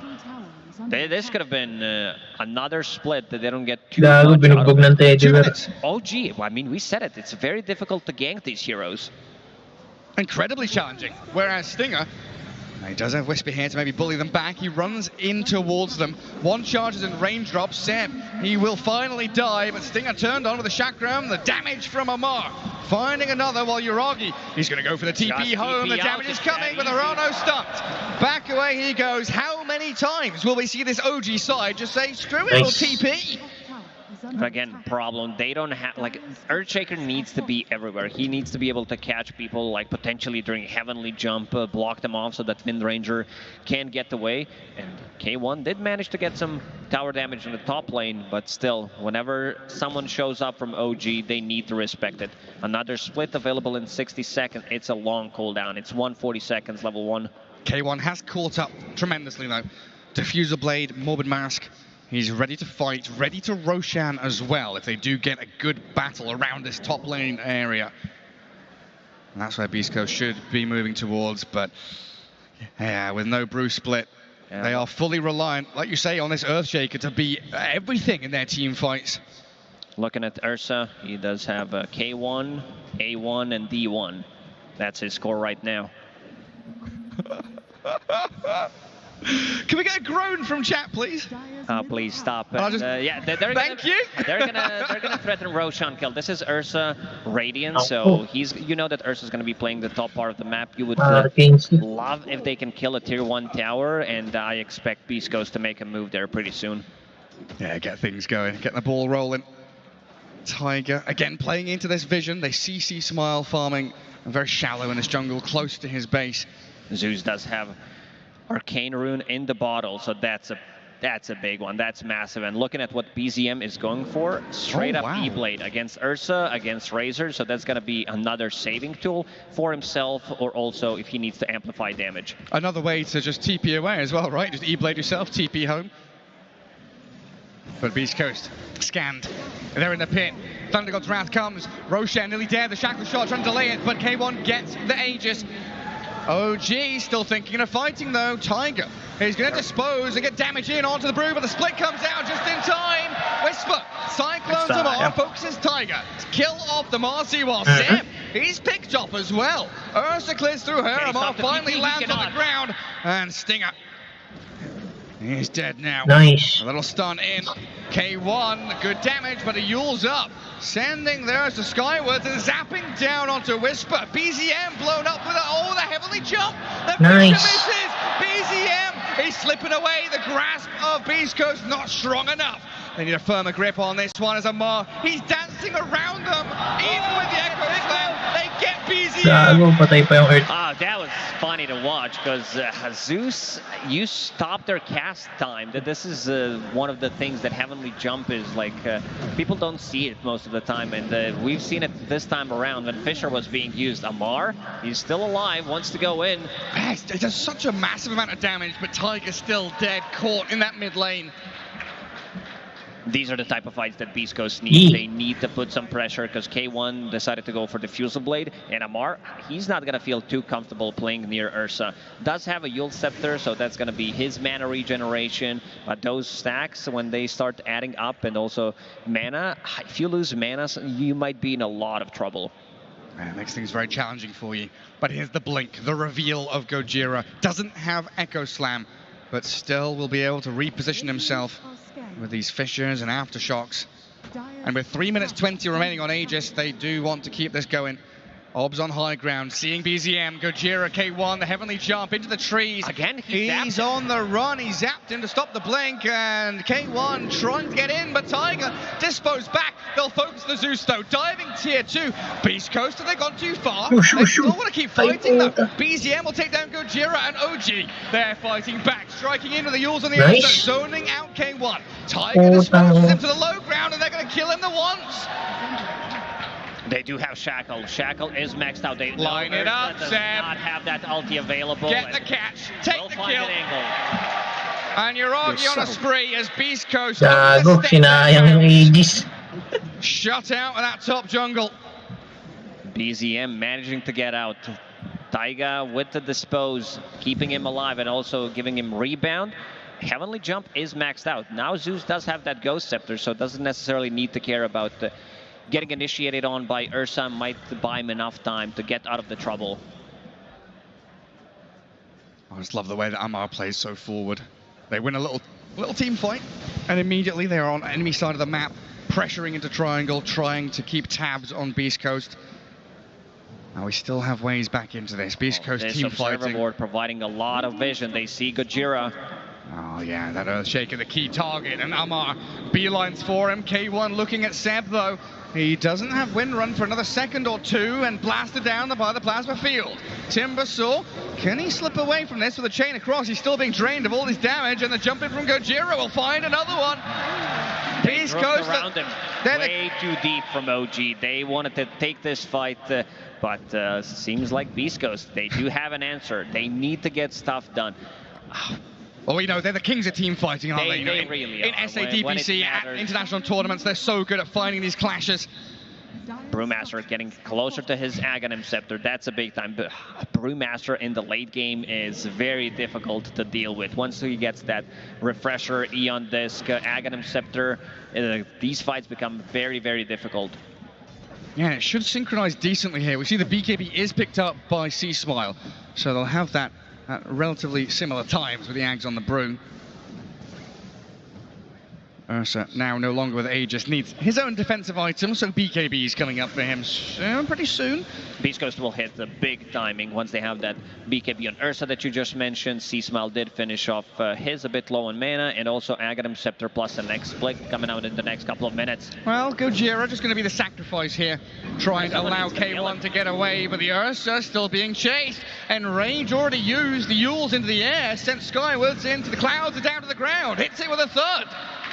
Two quick kills. Definitely going to be an item for this game. Against Earthshaker, he goes in, you break his combo. There's already one on Timbersaw, and I also see that Taiga's trying to get one, and getting very close. Needs 1,000 gold to finish it. And of course against the Ursa. Yeah. Like just a kiting tool, he uses his Enrage. You want to buy some time. He lands, set up for a shackle potentially. Makes a lot of sense. Seb did pick up that shard, something that was very successful throughout the Stockholm Major. Also great synergy for setting up your shackle, and also deals damage with Rupture, so that's pretty nice. Ooh, that's handy. Radiant's middle tower is under attack. Such a nice flow to this game as well. I mean, we saw game one, OG, very dominant from the laning stage. Beast Coast always on the back foot. This game, quite even. That 2k net worth lead from OG has been dipping up and down, as Beast Coast do find the little punchbacks that they need. As we get now into 20 minutes or so. Next, Roshan going to be at the forefront of all these players' minds. 2 minutes until fast spawn. Incredibly important, of course, for the Ursa team to get their hands on it. He needs Aegis to be able to play as aggressively as he wants. Farming a nice little stack of Ancients now, K1. BKB should be done. Yeah, that's enough cash for it. It's time to smoke. They need to fix the lanes and go for the smoke on Beast Coast. Yeah, it's go time. C-Smile and Gojira down their bottom, playing around their vision, making sure there's no easy access to this bottom jungle for OG. And C-Smile likely just going to clear one more wave and then come back in towards mid, maybe smoke from their triangle and play up top. Aghanim Scepter there done on Whisper, so yeah, the convergence, all of the timings hitting for Beast Coast. Now, what's it like for OG? If OG are the ones being jumped on, it feels like a much different fight to when they're the ones doing the jumping, right? If Timbersaw's going in, they're finding shackle shots, it looks great. OG will need to reset the fight because there is a BKB on Razor, BKB on Ursa, and they want to kite that. Two ultis from Brewmaster, which might be a bit too difficult. Oh. BZM. They're just going to Echo Slam him straight off the bat. Fisher in, C-Smile, trying to do damage, but the Ghost Scepter's bought a bit of time for BZM to get the Thunder God's Wrath out and kill Gojira with them on. BKB and TP from C-Smile is cancelled. The heal's coming from the Nature's Attendants, while Whisper Yules a Cyclone onto this Bloodseeker, the central stomp, and Smart. He's in again. The BKB from Uragi though with the blood right and the rebound forward, aiming for the Razor and taking him down. Amar, the carry in this fight, blowing people up, but K1 can show off as well with a couple of swipes. Beast Coast kill 3. OG wanted to get the most out of worst situations. Zeus getting trapped and using ulti, using his whole toolkit to be able to deal some damage. They did manage to get a couple of kills, but Beast Coast, with these Brewmaster splits, he used both of them. It gets very difficult to control the fight. And something we didn't mention is the spell mechanic. There's a lot of things that can be dispelled. There is Enchantress with the dispel and also Brewmaster. So Blood Rage, something that did happen in the previous game. Once Bloodseeker picks up that shard, they're gonna be taking a lot of damage. Sidekick dispellable, Wind Run also dispellable. So that's gonna be a huge issue for OG. Yeah, these Cyclones from Whisper as well. You know, you send Amar out of the fight, the Bloodseeker's removed, focus down one or two of the other cores instead, as we have 1 minute to wait for Roshan to respawn. OG gonna smoke in towards mid. They know there's more than just Stinger here. Heavily jump. They find Gojira, dead for 30. Does have buyback, but won't want to use it. Might have to though, because see Smile. He's being gone on. Look at that damage. BZM just blast him down to 20%, forces the BKB TP. Gojira does buy back, but Beast Coast can't enter this fight. Oh, that's a good Fisher though. Maybe some follow through, but nah, Beast Coast just sit by their base. Maybe with K1 running forward, they'll look for the entry. Aiming Uragi, but the speed from OG to retreat and reset. Also using Gale Force. And this buyback from Gojira, he might be paying. Amar losing a lot of his HP. Dropping low. No mana left, but the E-Blade.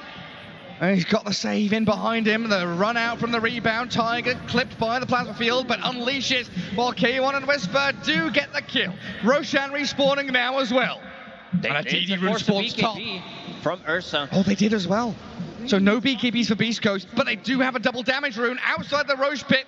They're gonna go. They're gonna go. K1 did bottle it. C-Smile gave him that bottle, but I feel like OG is gonna strike. 15 seconds until Taiga is alive, and they can poke from distance. Well, they've got to. Look at how quickly Roche is falling while Amar is being zoned down. They've kept the Timber Saw off to the right-hand side, and they might even just straight up kill him. He Timber chains away, the K1 Ursa. Oh my god! Where did he bloody go?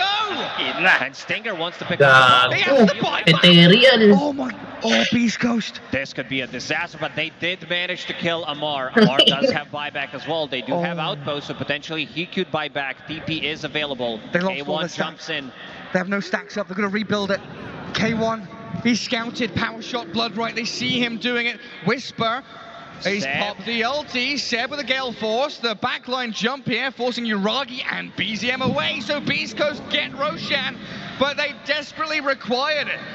Cyclone and a stomp, finding Tiger, Gojira blasted, there's Zeus, bringing so much pain down from the heavens. And Uragi, he finds Stinger with a rupture, Seb with a shackle, stops the TP. They're getting whatever they can from these fights. It was a good decision in the end from K1 to buy back there and secure Roshan, because whenever you don't go for Battle Fury on Ursa, you need to pick up the level 10 talent, which is Mana Region talent, and then you don't have the Furious Fight reset time, which is a big deal, because against Roche, against these tanky heroes like a Timber Saw, it does make the difference. BZM gonna pick up another active rune. Yeah, I mean, the DD rune was good for the Ursa, but this Arcane rune coming in for BZM, he's had a couple this game. So many blessings from IceFrog for both of these teams. K1 pushing out that top lane, but OG, they are angling down bottom. C-Smile's Razor, he just finished his refresher orb, but Amar, Tiger, the BKB immediately. OG have baited it, and a TP out from Tiger. Looks like it should be successful. Oh, Gojira! Say goodnight! These heavily increasing the cast time on these Fishers have been a nightmare for Gojira. Jeez. It's so difficult to catch BZM as well. Was he 8, 3, and 14 on the Zeus? And this E-Blade rush has been spectacular to witness. Now, snapping into action, TPing top. Seb is out in front. And BZM Tiger even BZM yung try and cancer rush patient, forward diba? to help Amar. K1 Yuragi. Yules. Did he enrage? Yuragi meron. No, still has his ulti. BZM yung ano, Seb kumuha ni with Randy. Gale Force. He does have a shard, so Urchok does apply Enrage. That's Seb what I saw. Seb in trouble. looking like he's going to get taken down by C Small. There's refresh BKB. Did have to use it. Tiger in trouble too. C Small with a double kill. Beast Coast coming back into things with maybe a Whisper. He's found the Zeus. Heavenly jump over the tree. No! Stop it! Le Balance ability, Nope, Heavenly nope, Jump, nope. gets you out of the trouble. Keep getting Kaya away with nainda this. si Diego yung gamitin. Heavily jump na And look, talaga yun. he's going in, like super aggressive, trying to scout things out. OG will need to reset with their Gago, reset, kaya na extra tutukan movement speed to. from the rebound. Amar, he's gonna get it. You just don't stand a chance. And also we'll get a D ward because there was a Zeus ulti, so 200 extra gold for BZM. He's going for Agat himself. Mga big BB boys. Non-stop, the train doesn't stop here for OG. Basher up, just gonna stun onto K1. Again, this Bloodseeker can't 1v1. Needs the backup in from Seb, and they've got this K1 Ursa completely isolated. No one to save him. Aegis used up. Beast Coast, can they fight around it? They're bringing numbers in towards them. K1 with a BKB. Try to battle into Amar, but Whisper. He's being chased down until the split comes out. Tiger taken down as Seb, wind running back. Does have a blink dagger to play with as well. Trying to get away from K1's Ursa, but this bear is not messing around. He blinks into the trees. He's away scot-free. Nice. Getting cyclone and stunned mid-chain. Yules up. Can he get away with that shackle shot to help? It's not enough. Gago, na-stun pa. Gojira. He blinks it. Finds the Zeus. Beast Coast. Here we go. Gojira got sick of Zeus causing issues for him, instantly Echo slams him. These are the fights that Beast Coast need. They need to lock onto a target and immediately kill it, because OG is very annoying how they disengage with these items, multiple Yule Scepters. I see a Force Staff that is about to be finished on Seb, but yeah, finally, K1, is he bringing a Blink Dagger? Because he does not have it. There's something coming on the courier. Oh yeah, what's he buying? He's got Paladin Sword, it's a neutral item that he's bringing out to himself. I mean, here we can watch the miraculous escape of Seb. But OG, even after taking that Aegis very early on, could not withstand the Beast Coast pushback. Now Whisper with these primal splits doing such a great job at isolating targets, keeping OG on the run. Good micro, he caught him mid-air there with the Earth Brew. Little and pebble also the toss. Echo Slam. So yeah, Razor is super farmed, and they're itemizing for Rupture, they're itemizing for Shackles, getting those Lincoln Spheres. So whenever you use Refresher, you get another Lincoln Sphere. Eventually, there's gonna be a Lotus Orb of one of these two supports on Beast Coast, and the Ursa, also, he's a big fan of Lincoln Sphere. Oh, he is. He absolutely loves it.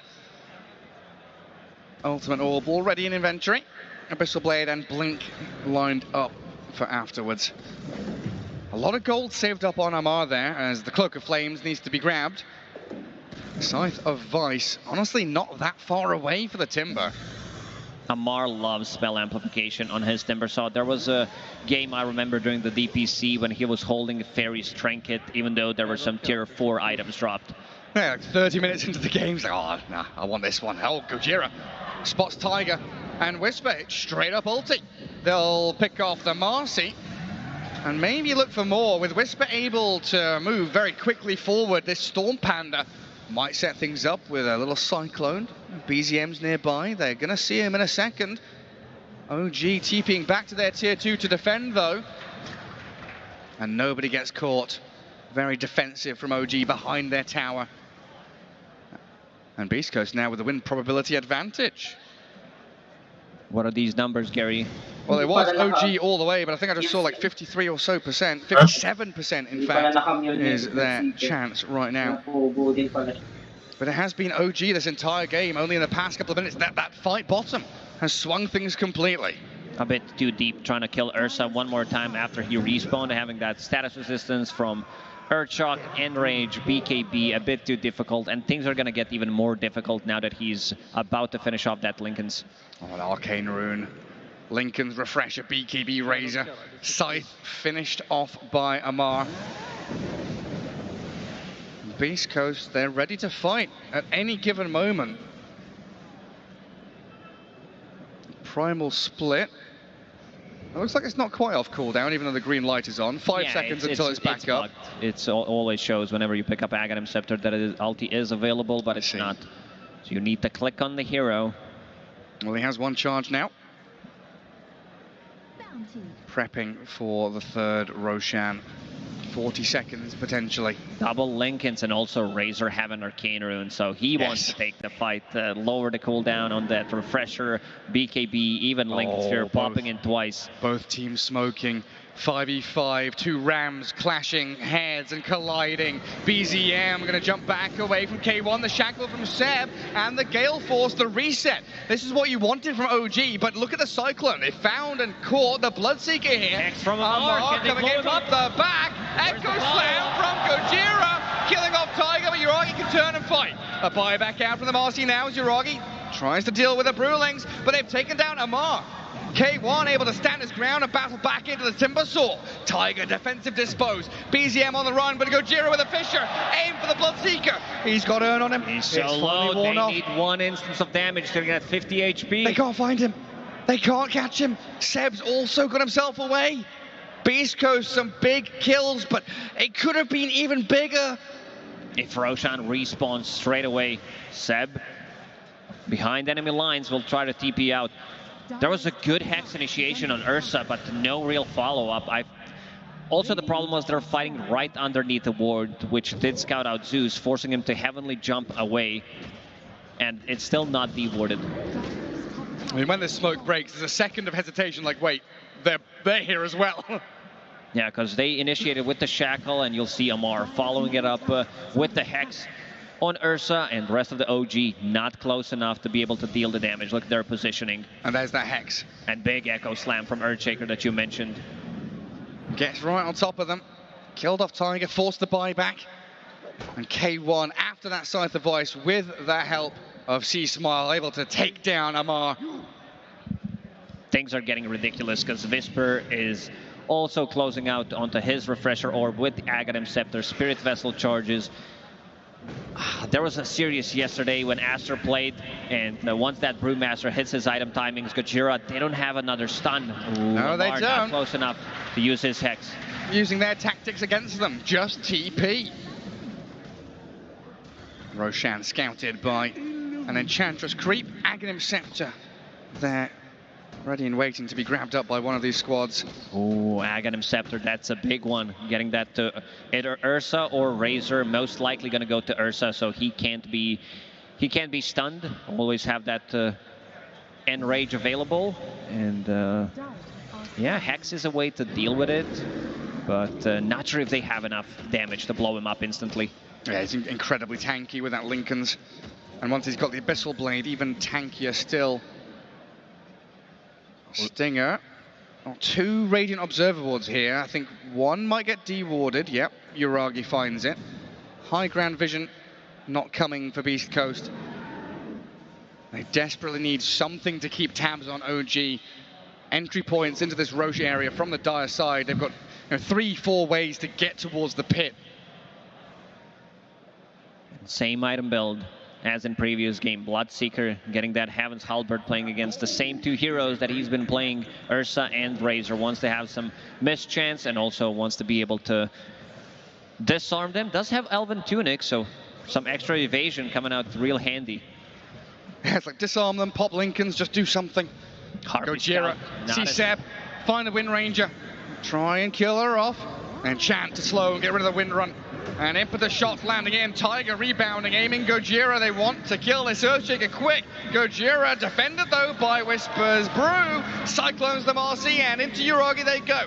Impetus raining these long projectiles in towards Yuragi. Good Fissure onto 2 again from Gojira, as Whisper will clear up the Marcy, who's dead for 45, while Amar, he's about to die in the mid lane.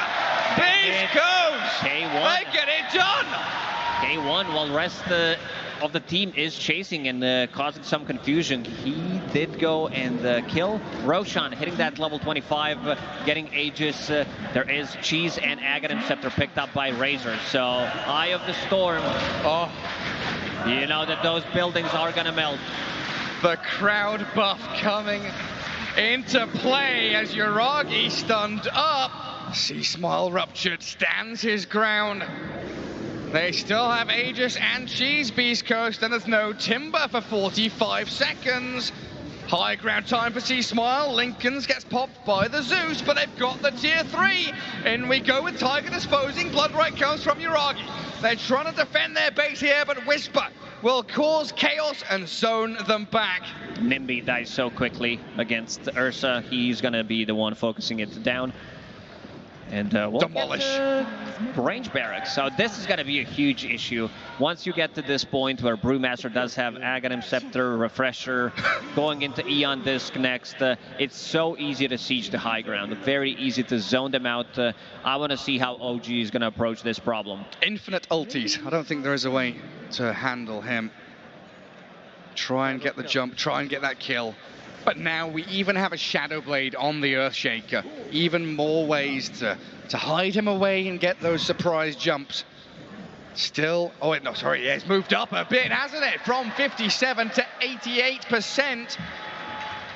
Oh, Beast Coast, game 2. Jaden loves that Aghanim Scepter on Razor. This is where these extra 20% are coming from, and they will go for the high ground. Refresher about to be available again in 50 seconds.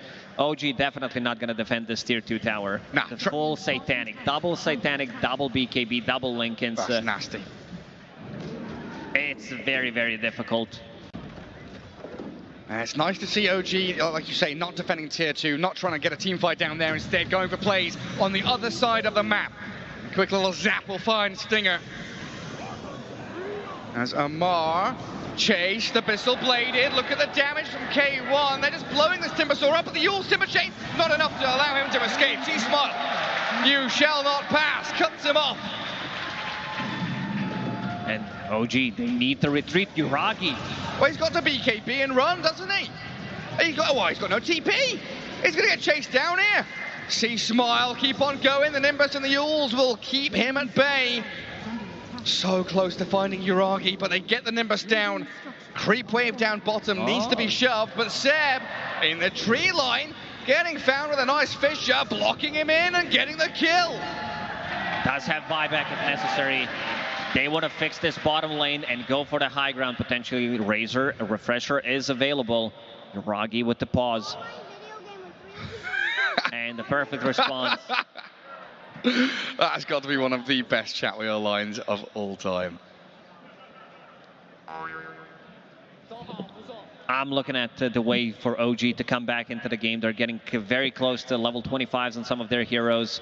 Zeus, level 23 right now. You would want to have Bloodseeker with 2 Rupture charges and also full Mjolnir to be able to get those procs out as much as you can. Gojira wants to fix some of the issues that OG is causing. Going for these guerrilla tactics, trying to snipe people with the Timbersaw, but if there's no Timber, they know that they cannot do it. There's just not enough damage. Spell Prism drop for OG. And it's very telegraphed what Beast Coast are doing. Straight up high ground, OG knows what's coming. K1 and C-Smile a little bit irritated by the Gale Force. Another Lincoln's pop, a Nimbus, just every tool that OG can use to try and force Beast Coast back. Marcy tried to go for the dispose, but the big Fissure right on top of K1, not allowing him to get displaced inside the deeper of OG's base. Zeus, Octarine finished, keeping Stormcrafter for now, so he wants to have another defensive tool. And more lightning, right? Yeah, where's that Spell Prism at? There it is. Oh, that's Beast Coast one. Ursa just grabs one. There's one drop for OG as well. Amar, Cyclone, oh, Timber Chain. The timing there, still going to get hounded though by Beast Coast. The Fissure in, blocks him, catching the C-Smile and the pebbles thrown by Whisper's Earth Panda. Amar, he's dead, no buyback, and Beast Coast diving in. Seb falls, Yuragi in trouble as well. Beast Coast, they've got C-Smile BKB'd up. Yuragi defended by the E-Blade. creep waves are arriving for Beast Coast now into this dire base as they focus buildings. No Bruce split, no BKB available on Razor. OG is going to poke from distance.